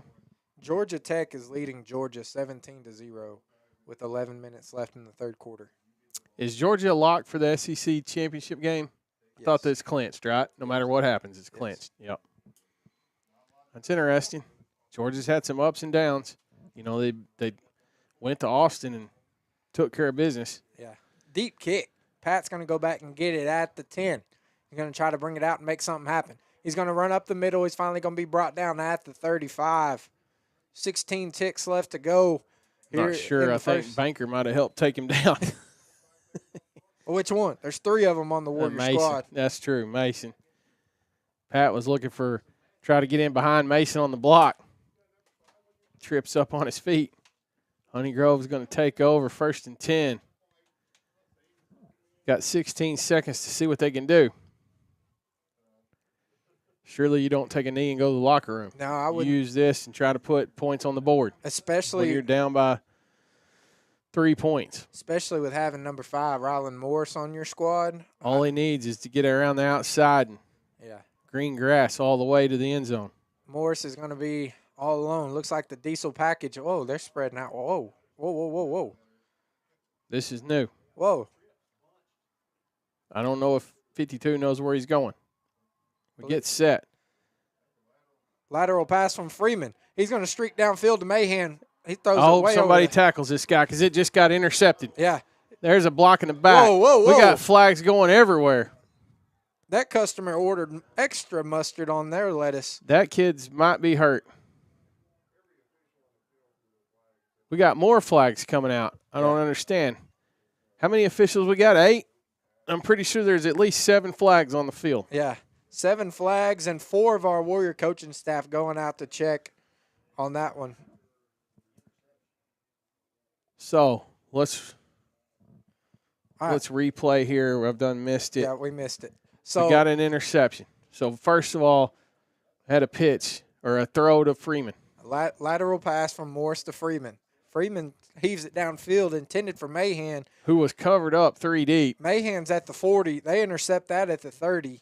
And a lot of things could have happened right there. But that's something that the Warriors didn't plan to happen. Kobe Pat was going to be the injured Warrior. All right, pay attention because it. Personal foul. Illegal block or blindside block on the Wildcats. It's going to back up from the spot of the foul. So he was blocked at the 46-yard line. They're going to back it up 15. Interception still stands. Wildcats ball with 3 seconds left to go till the half. Do they run a play or just take it in? I'm going to be honest with you. Just pitch it to Espy and let him go. Yeah, see what they can make happen. Oh. If I was McFarland, I'd just back people up. That'll burst Stack my edges. That'll burst your bubble right there, Zach. There's a lot happened on that play. Yeah. Here we go. Under center. He is going to pitch it out. This time to Williams. Williams cutting through the middle. They just got to get him down. Yep. Dre's trying to wrap him up. He does. Dre Pat with the big tackle. Able to bring him up or trip him up on the 25-yard line. Teams are going to head off to the locker rooms.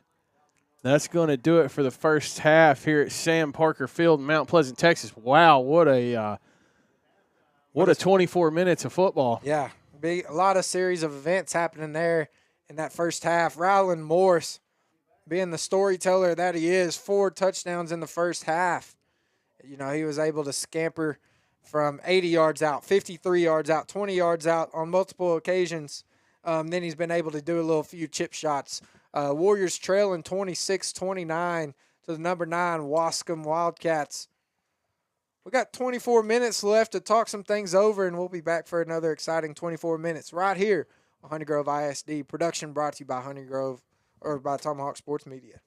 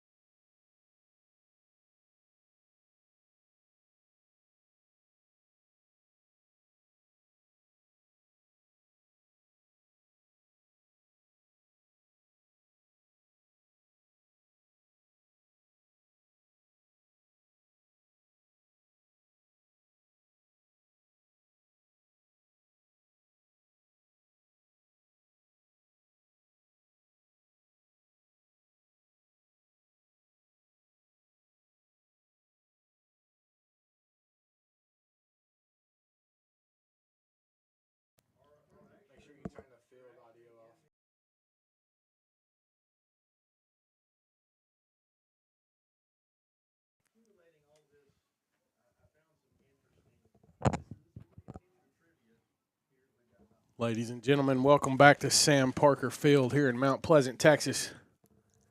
As your Warriors are warming up in the north end zone, preparing to come out for the second half. As they're down 26-29 against the Waskom Wildcats. Gervy, did you take the 24 minutes to do some arithmetic over there on your notepad? Come up with some stats off that first half? Yeah, Zach, I did. You know, between bites of my popcorn that I was able to get, courteous of Sam Parker Field concession stand, I was able to come up with Rylan Morris rushing stats there in the first half. 235 is going to be the number.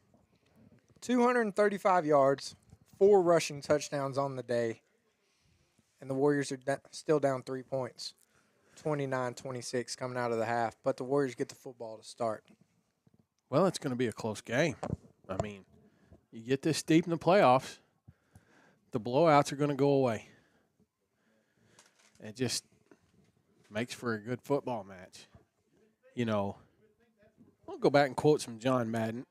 Since I talked all about John Madden yesterday during Thanksgiving in 3 games the NFL played. Here's a quote for you. The best feeling is watching a game and you're not sure who's going to win. You know, and that showed his love for suspense and excitement of football, and that's what we've got here tonight. Suspense and excitement of football. And right before we came back live, I just told you, I said, Zach, I hate these kind of games. I love them. You know, I'm the nerd. I'll be honest with you. Coming through the season, did you hate those? Yeah, there was just those games where Honey Grove was just blowing it out. I'm sure the fans could tell. I mean, there was no excitement in my voice. It just, you know, Beavers plows through the middle for another first down. Beavers plows through the middle for another first down. I mean, you know, it kind of got monotonous. And, you know, we didn't even have the excitement of 5 being on the field. No. Didn't have Daniels, didn't have Morris, didn't have Pat. Honey Grove still was throwing up big numbers. But that is not what we have here late in November in Texas high school football playoffs. As your Warriors head to the tunnel to come out here to start the second half in Mount Pleasant. 30 seconds left here of the halftime festivities.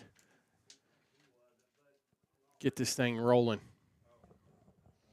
Zach, I think the key to the second half, whether it be for the men in white or the men in black, the team with the fewest amount of mistakes is going to win this one. You know, and what the turnover ratio is 2-1 right now. Warriors, 2 crucial interceptions. On the offensive side, they were able to pick up a fumble recovery early in the first quarter, I think, and that fumble recovery led to the first interception of the game. Warriors have been on the back end of penalties to start. You know, so what it boils down to is the person who makes the least amount of mistakes, whether it be turnovers, whether it be penalties, whether it be misreads or blown assignments, I think is going to come out the winner. It's going to take home that gold ball back to their home facility. Well, starting the second half here, Honey Grove is going to get the ball first. We have got to take it to the north end zone, plant a flag down there, and put 6 more points on the board, then get a point after the touchdown. On that, do you have to go for 2? Garvey, there's a reason that I'm up here and not down on the sidelines wearing one of these headsets to make those calls. I mean, I don't know. What do you think? You proposed the question. I'm going to kick it back to you. I think at some point or another, you got to get it back. You know, and we're looking for 3 points, not just. Yeah. So I don't know. Rodolfo's been good all year. The kick goes end over end. Dre's going to field it on about the 19. He's going to be able to get it up to about the 26, where Honey Grove will take over 1st and 10. You know, Rodolfo's been his percentage is definitely high for the year. So, but we haven't really seen him outside of the PAT try. So I don't know what kind of leg. Well, I'm talking about after we score. Oh yeah. Maybe you just tack one on. You know how you overcome that? Score more times than they do. Yeah. Let's just go with that. If we score enough, we don't have to worry about it. Morris is going to take the snap. Mason Banker in to do the blocking duties. Morris going to run out of bounds at the 45. Freeman with the big block there on the 40-yard line. Running the defensive player all the way out of bounds. 18-yard gain there for Morris to start the second half of action. Move the sticks. A little different package coming up here for the Warriors as Banker is in the backfield once again. Banker wearing the throwback cowboy collar. And, you know, usually wearing that, you're expecting some big-time hits. And Zach, Mason Banker lays some hits. Coming out of that linebacker spot on the crucial Warrior defense. I think he's leading the tackles, team in tackles for the second year in a row in the same amount of years he's been on varsity. Morris up the middle, almost to the first down marker. It's going to be a gain of 5. 3rd and 1 coming up here for the Warriors.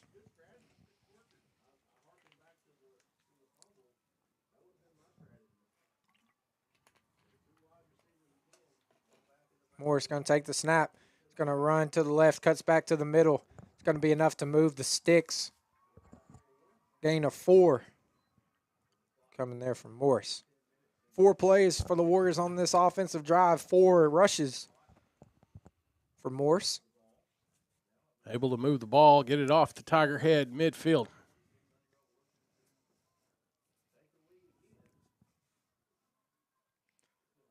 Warriors driving the ball downfield slowly but surely, not forcing anything here. Warriors have attempted to force things early in the contest. Results didn't go in our favor. Slowly driving the ball down the field. Morris going to take the snap. Pitch out to Banker. It's going to be a loss of 1. I think that play. Ryland calling for a face mask, but there's no penalties thrown, no flags thrown.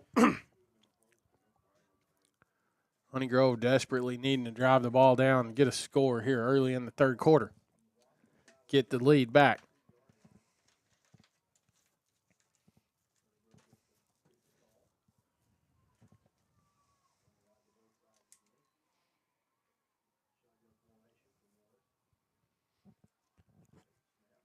Morris going to keep it himself.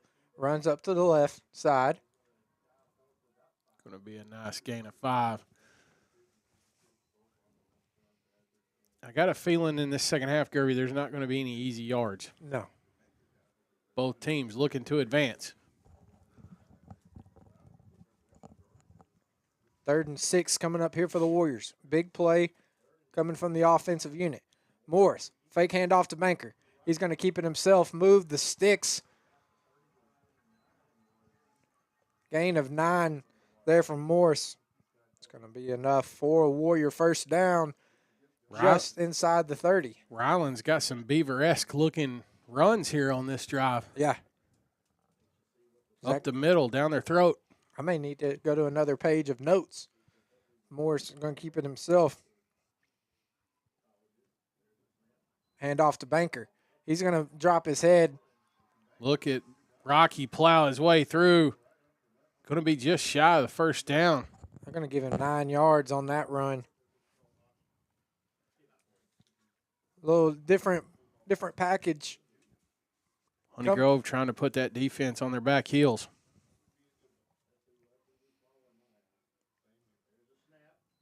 Morris going to take it to the left side, drops his head, was ready to embrace the contact. Gain of 6. It's going to be enough to move the sticks once more, Zach. Ball will be placed at the 15-yard line of the Wildcats. Warriors driving the ball down the field. Morris and Banker once again line up in the shotgun. Morris going to keep it himself. Goes right, cuts back up the middle.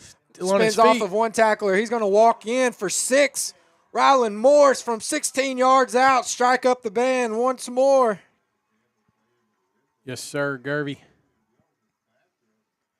Bouncing, spinning, then trots it right in. Yes, sir.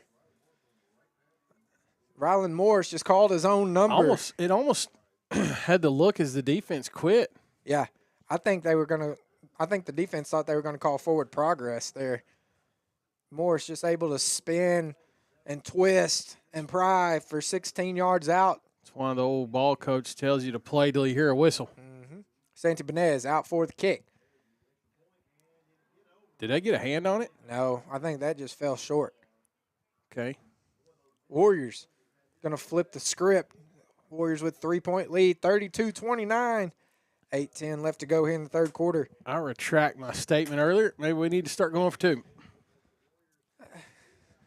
You know, I don't know. It's tough. It's real tough. You know, I don't know. Santi Benez hadn't let us down all year long. We can't just wave the towel. You know how in golf you kind of get the shanks? I'm not saying that's where we're at, but there's some psychological stuff, you know, that can play on you. You know, one way to break that is let's just keep driving it in touchdowns, and it don't matter, I guess, if he misses. I mean,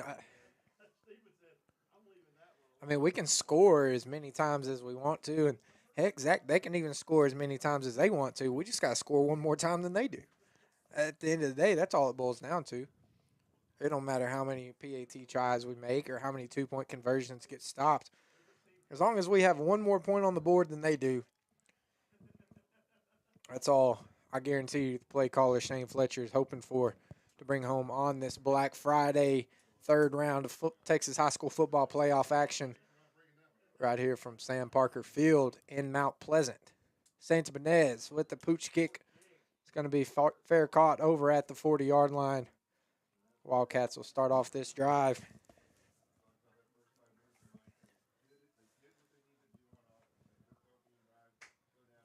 You going to watch some college football tomorrow? Yeah, between birthday shenanigans, plan to watch some. There's a couple of good games. Yeah. Just to say the least. We'll run through them here as we get into this second half, but there's several matchups tomorrow. As Hernandez goes under center, Waskom starts their drive, hands off to Espy. Going to be tripped up by Pat. Going to pick up maybe 4 yards. Zach, Georgia Tech is still beating Georgia 20-6. 10 minutes left to go in the fourth quarter. That's going to be interesting.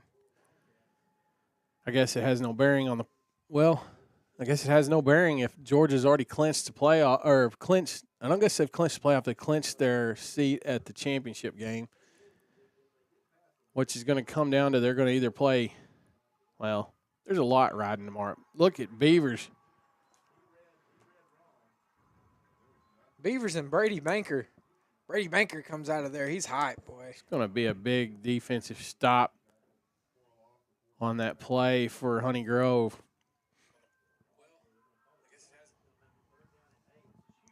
Third and 8. Big-time play coming up here for the Warrior defense.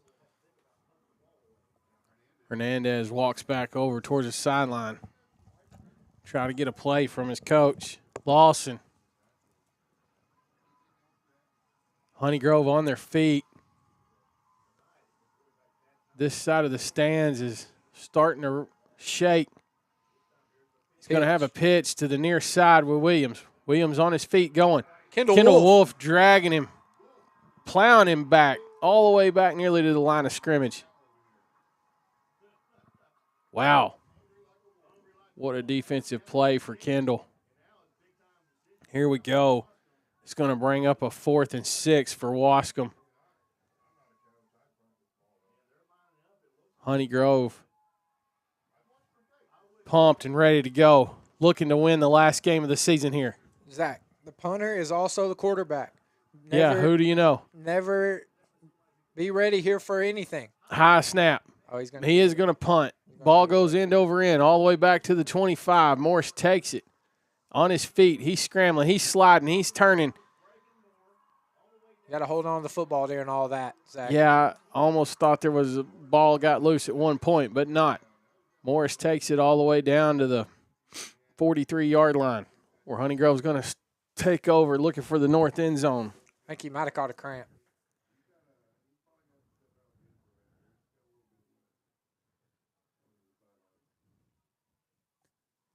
Definitely walking off the field in an odd manner.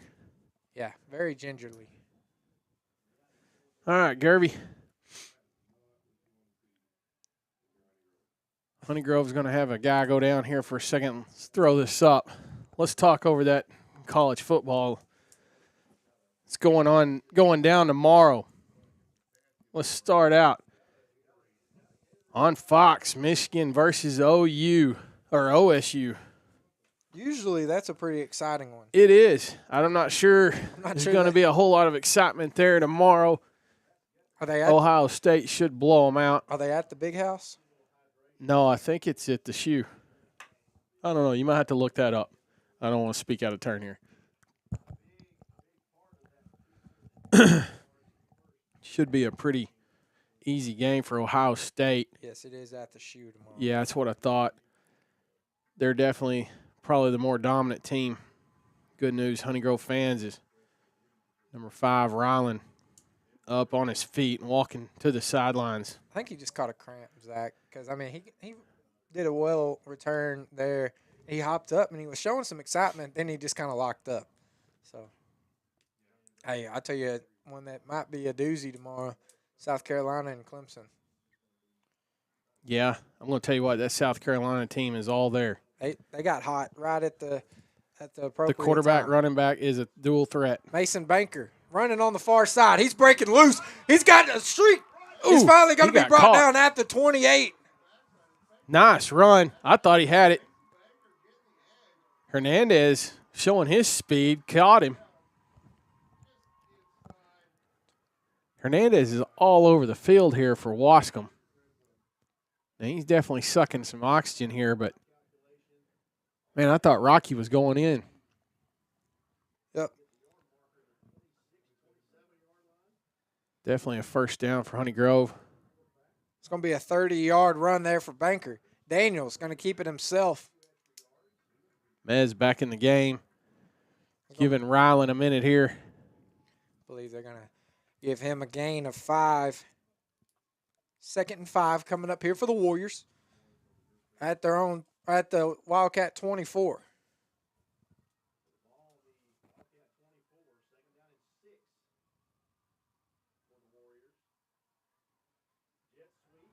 Jet sweep. Dre Pat here on the near side. He tries to stay in bounds, and he does, and he's finally going to be brought down at the 8-yard line. Dre turning the speed up. Kind of a funky-looking tackle there at the end, but he pops on his feet. Seems to have no issues as he trots to the far side for the next play. Pick up there of 16 for Pat. 1st and goal coming up from the 8. Daniels in shotgun. Banker joining him in the backfield. Daniels going to keep it himself, bounces out right. Cuts back to the middle, spins. Finally going to be brought down at the 4. Or they're going to call that the 5. Gain of 3. Be a 2nd and goal from the 5.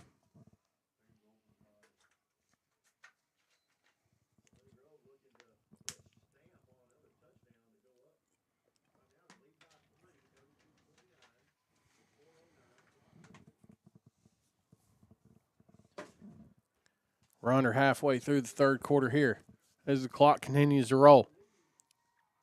Honeygrove all staring at the sidelines looking for the play call.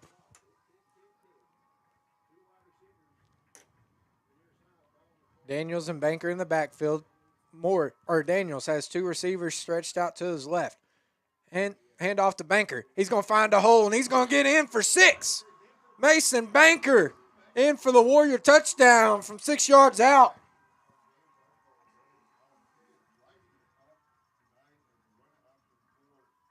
Banker said he wants in on the touchdown party. He's going to get the call.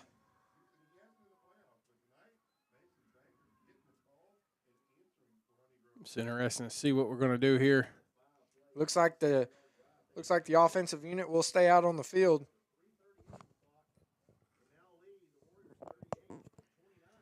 Daniels and Banker lined up in the backfield. Daniel's going to roll to the right, cuts back up the middle. He's going to get in for the 2-point try.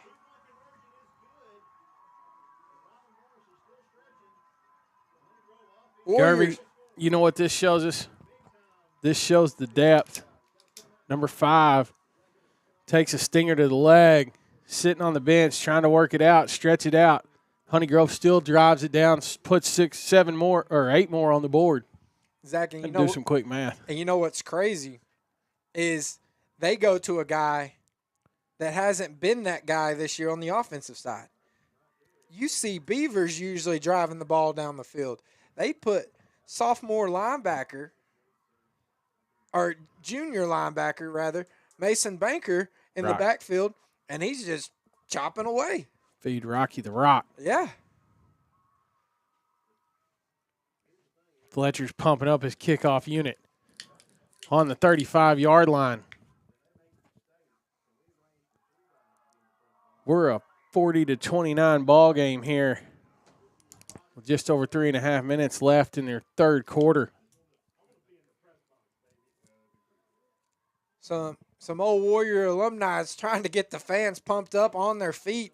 Zach, I think it may be a little chilly out there. Some of them might want to get up. But after the drive that the Warriors have put on the last 2 offensive possessions, Warrior fans have something to holler about. It might be a chilly 39 degrees outside, but it's a balmy 72 in this press box. Yes, sir. Yes, sir. Walked out there, and they're like, Irvy, where's your jacket? I left it up there. I'm sweating a little bit. Stood in line to get the popcorn, fresh out of the popper. I don't know if it's Honey Grove Beta Club has some pretty good popcorn at the basketball games. I don't know if you've ever checked that out. Why? It's hard to pass up prime concession stand food. Yeah. They had Chick-fil-A sandwiches at one point, but I guess we missed them. Santa Benez's kick, end over end, going to be caught at the 27. Modkins going up the sideline. Honey Grove needs to wrap up here. Finally able to stop him. Good LaShaw. Waskom's going to take it across the 50, though, all the way down to the 42-yard line where they'll take over 1st and 10.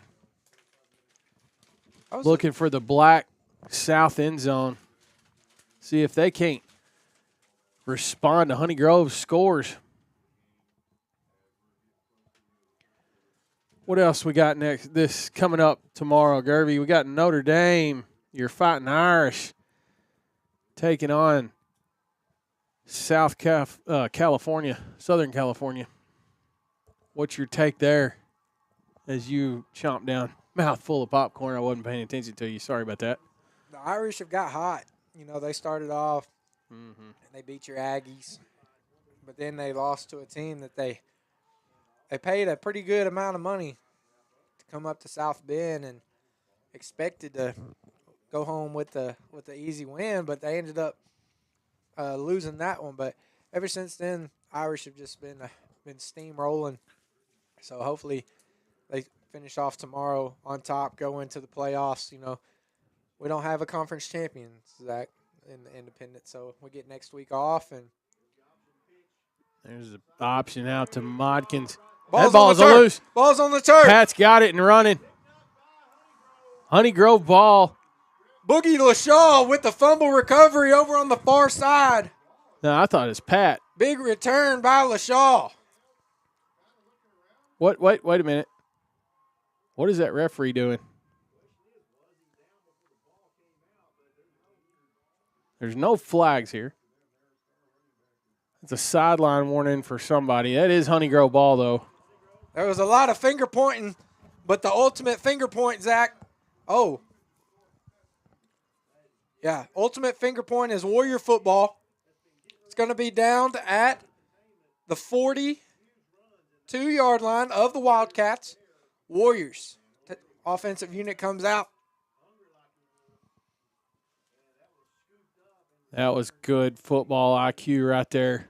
Kendall Wolf, I believe, made that defensive stop there for the Warriors. Boogie LaShaw. We saw Boogie for the first time last year, Zach, in the second round of playoffs against Centerville.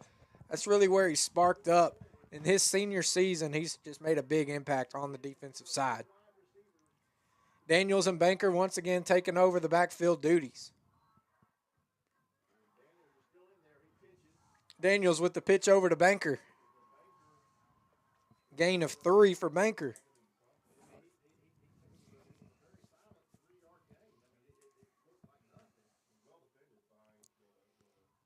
Rocky getting several touches here.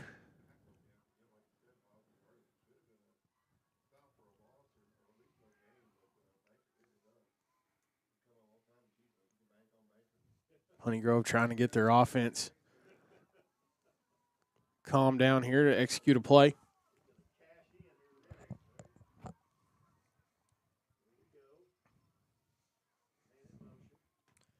Banker gets the handoff. He's going to shake off of a few tackles. Going to finally be brought down at the 35. Banker took a pop on that one.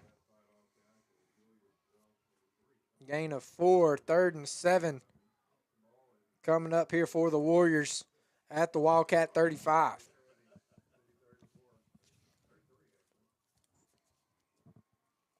Game clock steadily ticking. We're almost out of the third quarter here. Minute and a half to go here in the third quarter. Sam Parker Field. Warriors just looking to slowly drive the ball down the field with this 11-point lead, looking to tack on 6 more.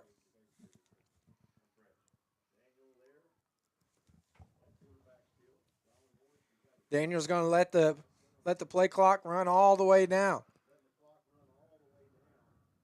Low snap. Daniel's able to pick it up. He's going to run to the left side, and he's going to go out of bounds at the 26. Be enough to move the sticks, Gervy. Gain of 9 there from Daniels. Only bad part about that was he did run out of bounds. Clock does stop.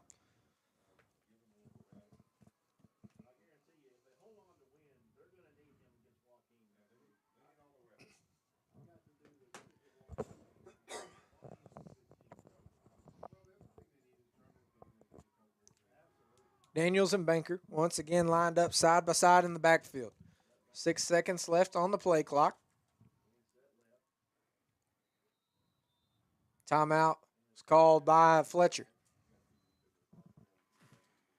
Be Honeygrove's first time out of the second half. Warrior faithful rise to their feet.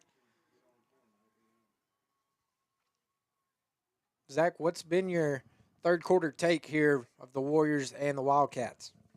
I think Honeygrove's came out, scored, got the momentum in their favor and trying to hold on to it, especially after recovering the fumble. They need to just keep this momentum going in their favor, score a couple more times to put those final nails in the coffin here, and be smart like you saw Daniels doing there. Let's milk that clock all the way down and get out of here and look for next week.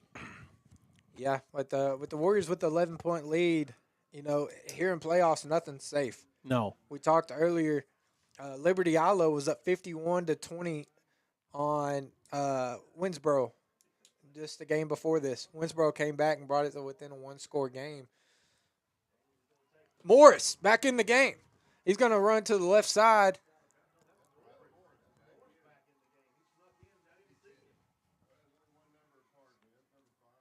Gain of 7 there from Morris.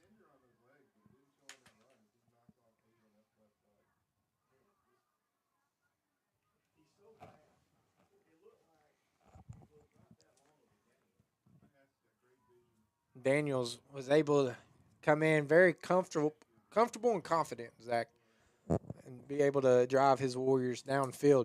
25 seconds left to go here in the third quarter. Hand off to Banker. He's going to run to the left side. Cuts back up the middle. He's dragging Wildcat defenders. He's finally going to be brought down at the 10. Another Honeygrove first down. Gain of 8 there for Banker.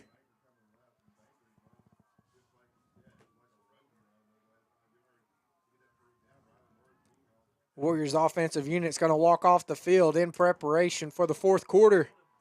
Warriors hold the 4s up as they're looking to own this fourth quarter here in playoff football Honeygrove fans on their feet, cheering them on. This is a great regional semifinal contest here, Zach. Number 5's Honeygrove Warriors facing off against the number 9 Waskom Wildcats. The winner will advance to the regional finals to face Joaquin next week. Man, I love playoff football. Yeah, this is a great game.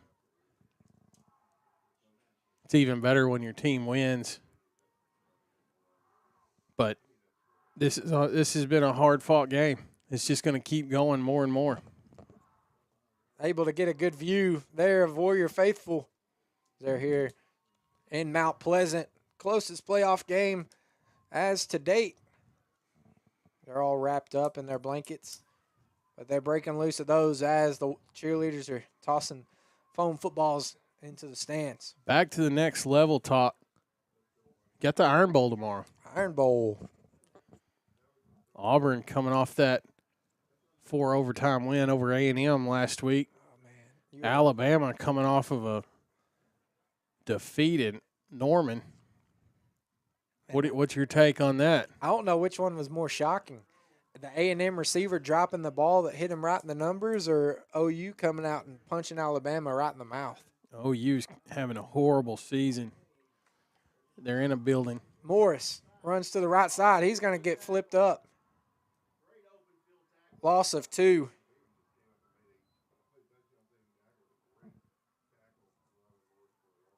That was a big hit coming there from the Wildcat defender. Loss of 2 there for Morris.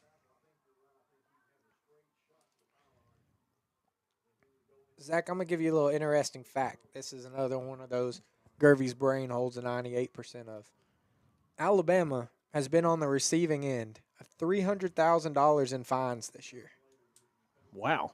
For what? Because their losses have been upsets, right? They lost to OU. They lost to Vanderbilt. And didn't they lose one more?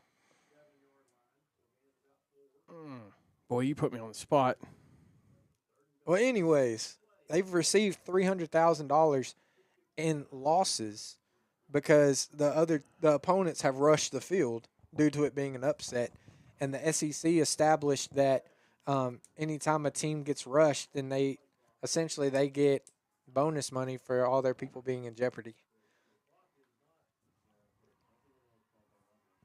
Well, we got confusion down on the field.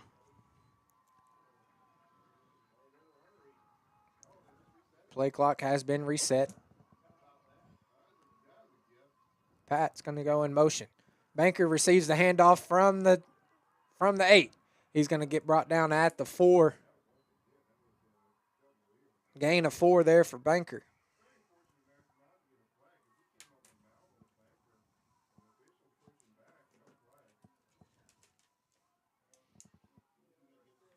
Going to be a 4th and goal here. 5 yards to go to get to the end zone.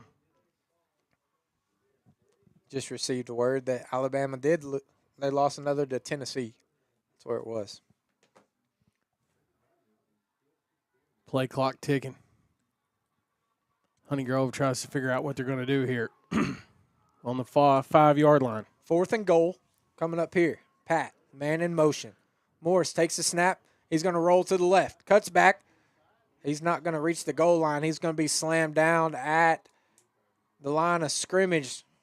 That will result in a turnover on downs. Going to be a big tackle by defensive lineman Brody Ball. Comes off the tackle, pumping up. Waskom down by 11, though. Going to take over on the 5-yard line, looking to go to the north end zone.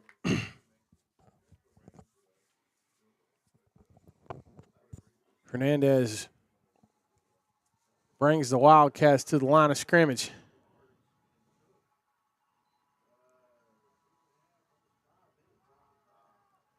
Going to put Williams in motion, but Hernandez is going to try to take it. They're showing, is the ball out? Honeygrove ball. Honeygrove ball. Oh, there's a penalty flag on the play. Yeah, almost says a little extracurricular afterwards. Should still be Honey Grove ball. I want to see who got that fumble recovery, Zach. We're going to see it right here on our screen.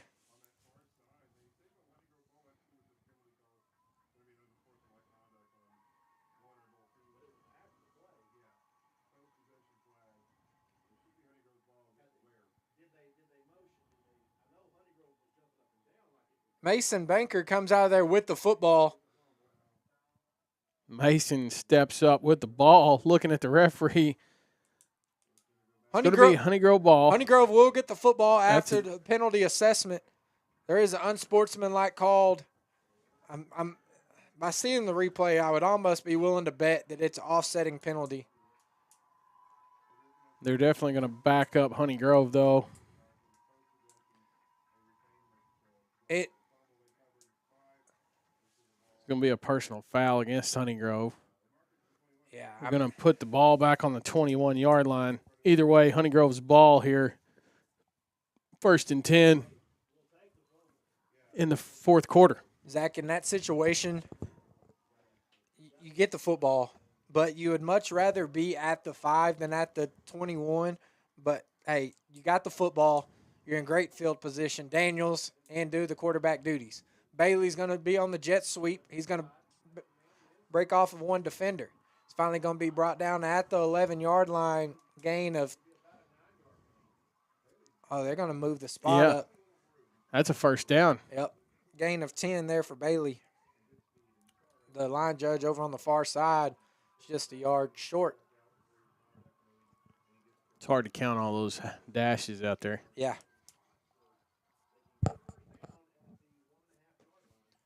Zach, I talked about all I wanted for my birthday was the Warriors to bring home a gold ball. 9 minutes away.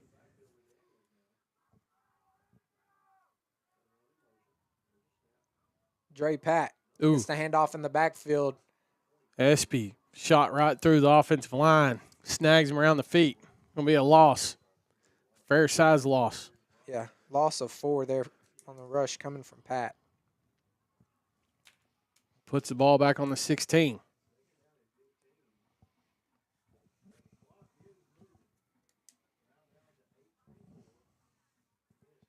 Honey Grove, no sense of urgency here. Letting the game clock tick. I mean, why would you want to get out there and right. rush it? No point. You talked about the Cowboys and Commanders last week. I think there might have been a few rush scores. Could have got pretty hairy. Daniels, all alone in the backfield. He's going to roll to his right. Look downfield. Ooh, makes a man miss. He's going to go down at the 16. Is there going to be a late hit? That's a late hit. No flag. That looked horrible from here. We're gonna get the privilege of it right here in replay. See if Carl got us.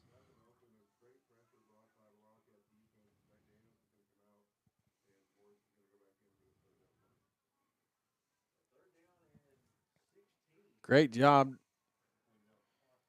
I think Daniels might have tried to sell that a little bit more than it was. 3rd and goal coming up here.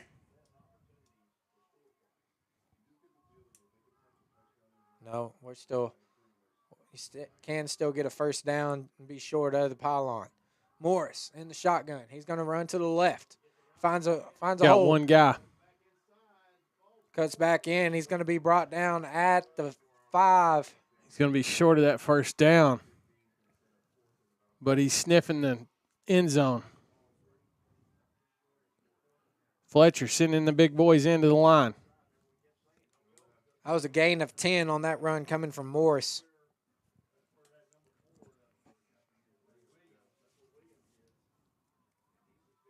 Fourth and 5. Lining up in Diesel. Can still get a first without putting it in for 6.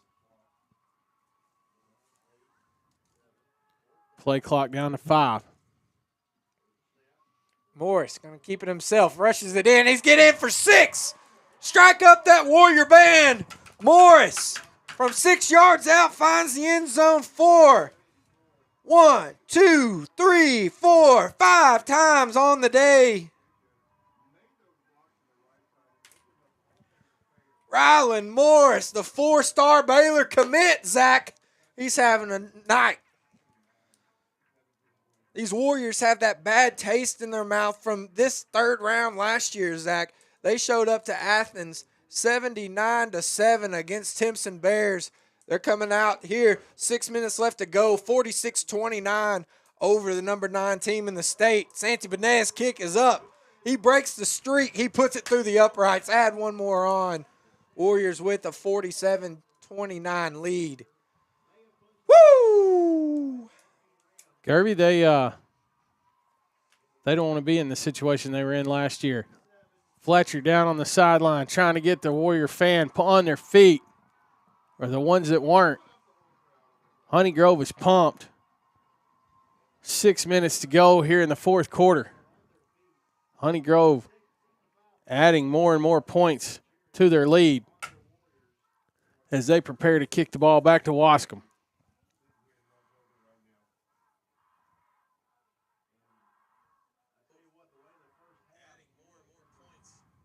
This is a good deal, Gerby. Playing in Mount Pleasant. Some short drive compared to what you normally see in the playoffs. Yep. Getting this fan base here. Cheering on the boys in white with the orange numbers. Zach, we got all these fans here in person, but we still got a great viewing online. Just look, we got 500 viewers currently watching this third round playoff of 2A football. You don't really see that much, Zach. 2A football has kind of been kind of overlooked, but hey, these guys can bang like them 6A guys do. Yeah, and on both sides of the ball in 2A. I mean, even on the Waskom side, their quarterback is their kicker, their punter. I mean, on our side, everybody's making plays. Williams going to field it at 30. He tried to go the far side, cuts back to the near side. He's across the 50. He's still on his feet. He's bouncing off of all kinds of people. Finally brought down at about the 37-yard line by Lee Shaw and a couple of others. Hey, that was a big return there. That was a good return. He's had a lot of big-time plays on the return team for the Wildcats. He just runs so smoothly, looks for the holes, and he's able to find them. Just bouncing off of one Warrior defender and then goes to another, bounces off of them. Wildcats are going to start this drive at the Warrior 38. 6:05 left to go here in regulation. Hernandez, Williams, and Espy come to the line of scrimmage. Hernandez from under center takes it. It's going to be a pitch out to Williams. Williams is going to heave it. He's got a defender down, or a receiver down there, but it's going to come up incomplete. Going to be well covered by Pat. Unable to connect. Going to bring up a 2nd and 10.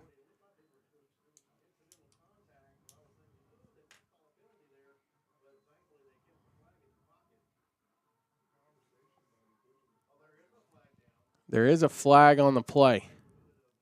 Did not see when it was thrown. Referees are talking at midfield. Here comes the call. Unsportsmanlike will be called against the Wildcats. That's big. Did not see that. Was focused on the pass. It's going to back Waskom back across the 50.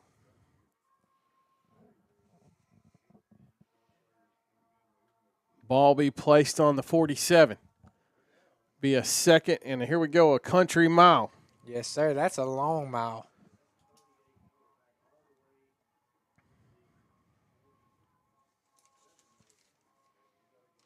Honeygrove band fired up.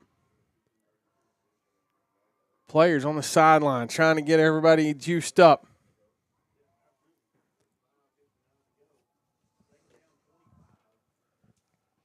From a 2nd and 25, Hernandez under center.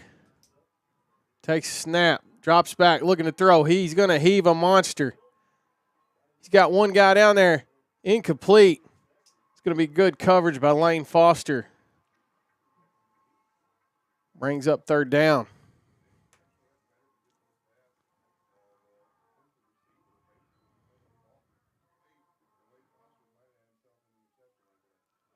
Waskom is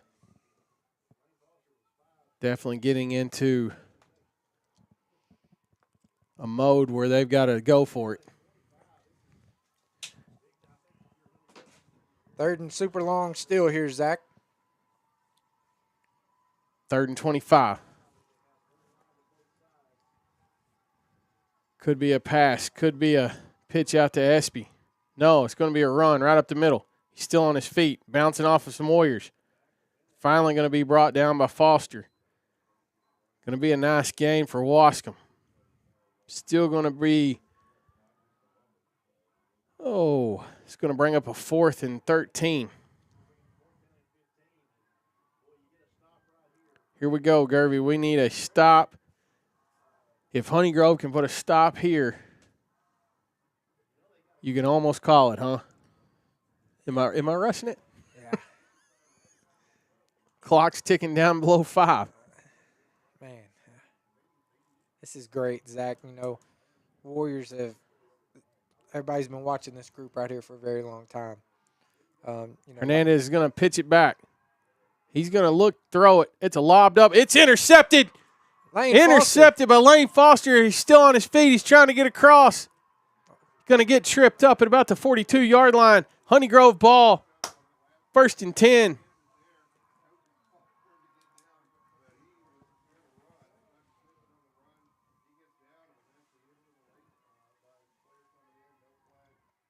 No flags. Going to survive it. Honey Grove's going to take over. Mez trots out. He's going to sub in for Morris. You know, that's just something that not a lot of people can say they have, Zach. It's a deep quarterback room. For a 2A football team, the Warriors have seen Morris with snaps. Oh, look at Waskom. Daniels with snaps. Beavers with snaps. You've seen Grant Cheney in with snaps. Wiggins in with snaps. 5 quarterbacks at a 2A level. Daniels is going to be brought down for a loss. Big loss there. Look at Waskom. Their quarterback's having to play linebacker, defensive back, kicker, punter, deep snapper. Kid hadn't come off the field yet. And, I mean, Waskom is a solid football team, Zach. These guys, they're running the football very well. They're hard to bring down. They're super fast. We saw that right out of the gate. The first half was very, very intense. Warriors have just been able to come back, and we talked a little bit at halftime. The person with the least amount of mistakes, I think, is going to win this football game.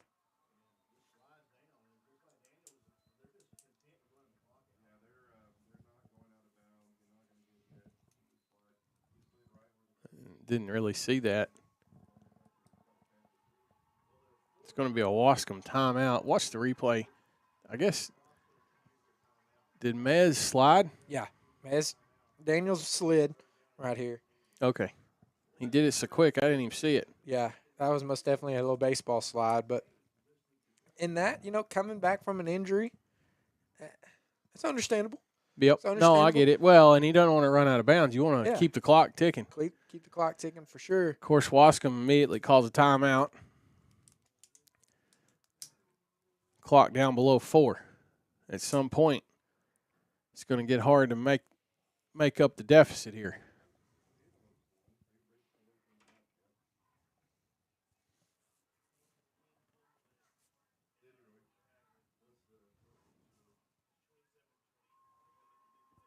Get any scores? What do we want to look for? Because Honey Grove and Sulphur Springs is the only local teams. I guess we can check out Sulphur Springs. Well, I was thinking more in depth on down the road 2A. Well, Marlin was playing right now, aren't they? Yeah, but I don't think we're in the same division as it. Well, you would. 18-13 was the most recent score on Friday night. But okay. I mean, you already know who the next opponent is going to be. Joaquin. Ryland on the loose.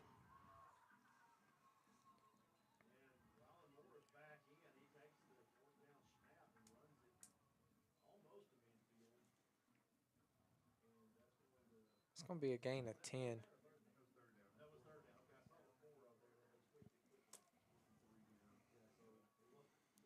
So this is a 4th down for Honey Grove. All right, Zach, I'll give you an update. In the 5th round, the winner of this one and the winner of Joaquin and this one will could see Refugio or Granada. Free play. Morris heaves it downfield to Pat. Pat goes up and gets it. That pass falls incomplete. But Ganado is winning 7-0 coming out of the half. That was the last updated score there. Dre was more of a, instead of catching that, was more of a knock it out of the way, keep it from getting intercepted on that one. Yeah.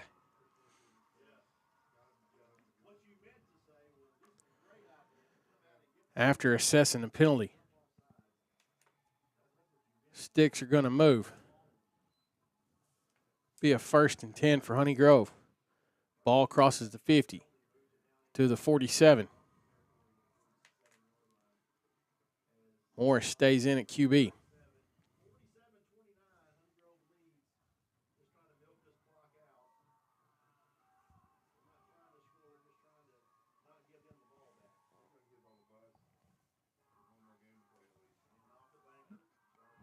Rocky going to take it up the middle, fighting for yards. It's going to be a hard-fought six-yard gain. Clock keeps ticking all the way up to the point Waskom calls a timeout.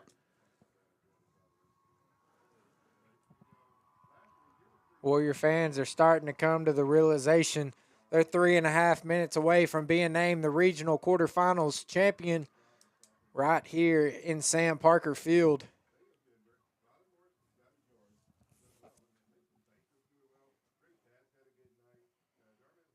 Garvey,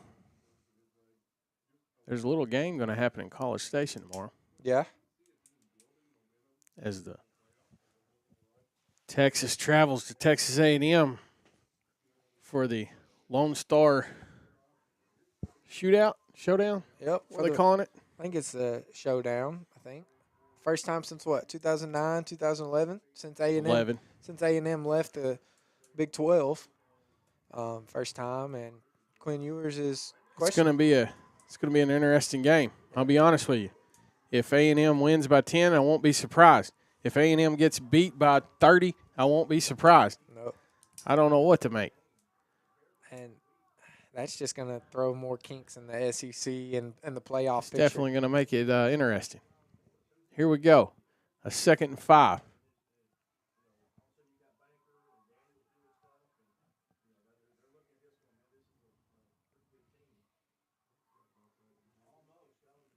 Almost got a jump here. Play clock's ticking down to 10. Morris biding his time. Morris going to drop his head. He's going to drive. All he needed was 5. He's going to get 1 extra. Pick up a 6 there from Morris. Zach, in that Georgia Tech game, it's 27-20. Tech is on top. Georgia's driving the ball down in Tech territory. It's closing minutes of the 4th. Georgia just scored. Uh-oh. Watching it in the booth next to us. Uh-oh. I haven't been counting. Is Waskom out of timeouts at this point? That I don't know. Scoreboard is not up to date on that. Ooh. Low snap. Morris able to get on it.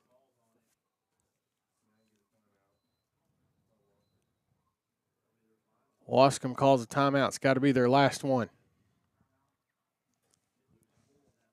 2:41 here in the 4th.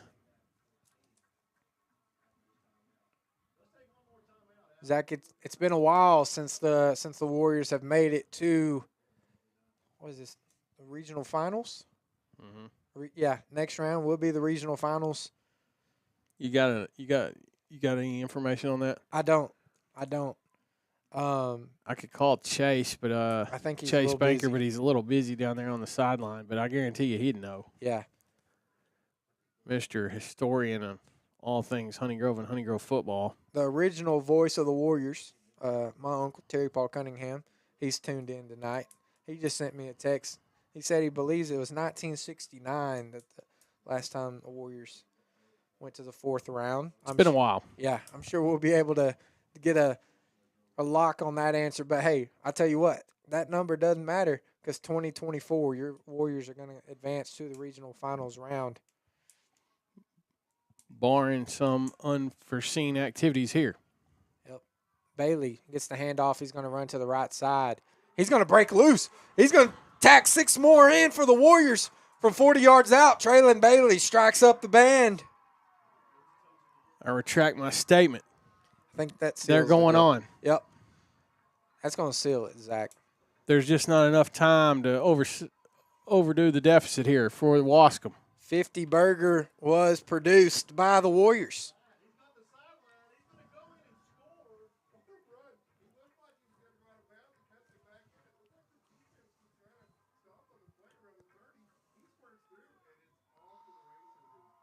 Rodolfo trots in for the PAT attempt.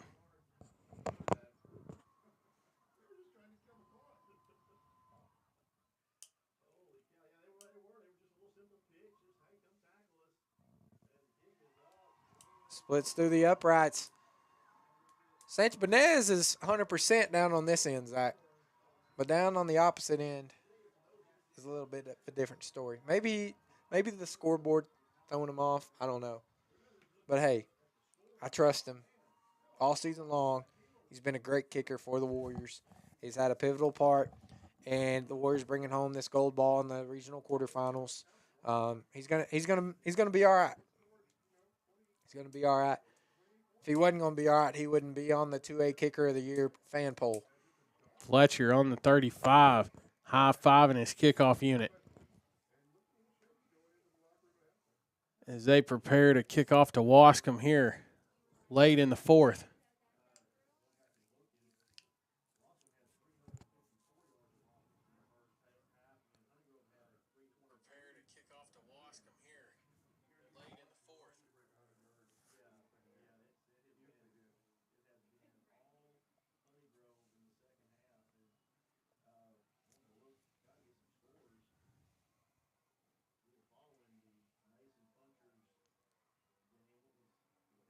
Honey Grove prepares to kick off.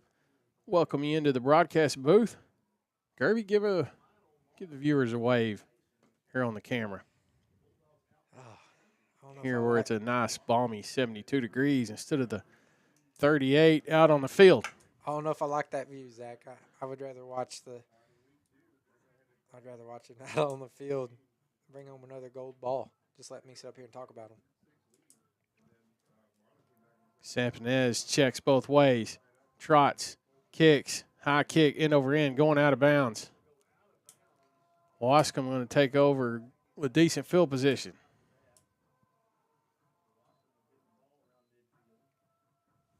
Going to get the ball close to midfield. They're on the head of the black and yellow Tiger.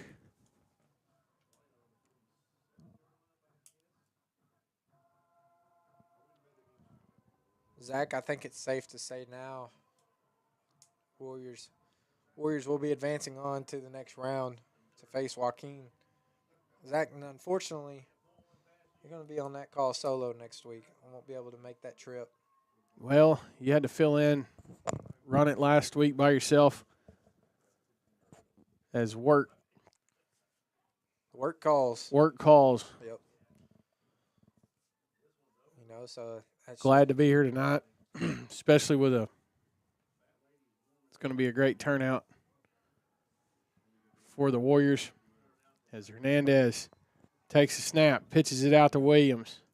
Williams trying to get to that far sideline. He's still on his feet. Price going to finish him off there. That might have been Banker.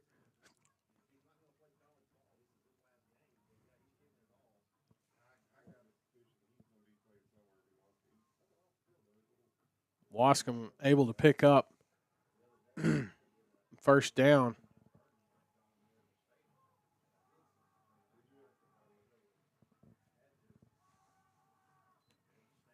Going to be a quick Quick snap. He's going for the sideline again. Still on his feet. Trots out. Banker was putting big-time pressure on him. Morris was coming downhill to perform that tackle, and he just got ear-holed right back here at the 40. Don't know, didn't catch it. Looks like Joe Irvin came in as quarterback. Yeah, watch this downhill block right here. Pow. Mm-hmm. He got ear-holed. Yep. Waskom, second short. Price blew that one up. That's going to be a loss. Loss of 2. Price being an animal, blowing through that offensive line. He's going to be wearing his number 6 jersey on that one. 3rd and 4 here. This clock ticks down to nearly a minute and a half. Zach, watching that replay, the quarterback barely got the ball in his hands, and Price just came off the edge. Maybe he's a little more, has a little better favor on the 6 jersey than the 69. Maybe so. Here we go, running out of options. The pitch to Espy. Mahan's going to bring him down. The ball's loose. They're going to say he was down. Yeah. Still would have rather seen somebody fall on it. Espy slow to get up. Banker there helping him out. Let's watch again right here. See who was able to deliver the blow for the Warriors.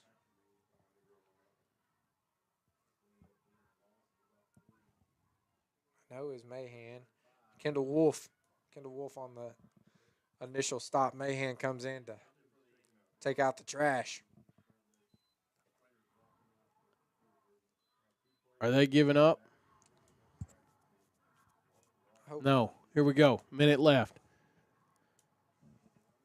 Waskom's offense comes back to the line of scrimmage. 4th and 5. We're under a minute here at This Sam could Parker be the Field. last play. Region quarterfinals. Full pressure as Hernandez goes back to heave one. Going deep to the end zone. That ball's tipped up. It is incomplete. Going to turn it over to Honey Grove. Here comes victory formation for your Warriors.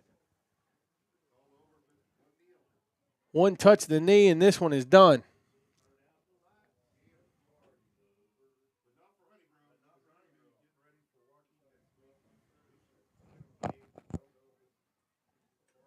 Daniels coming out for the quarterback duties.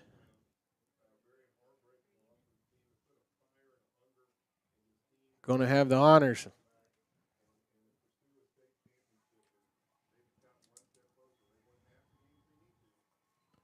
In the victory set. There's the snap. There's the knee. Ladies and gentlemen, this one's over. Your Warriors come out of here victorious, 54-29 over the Waskom Wildcats.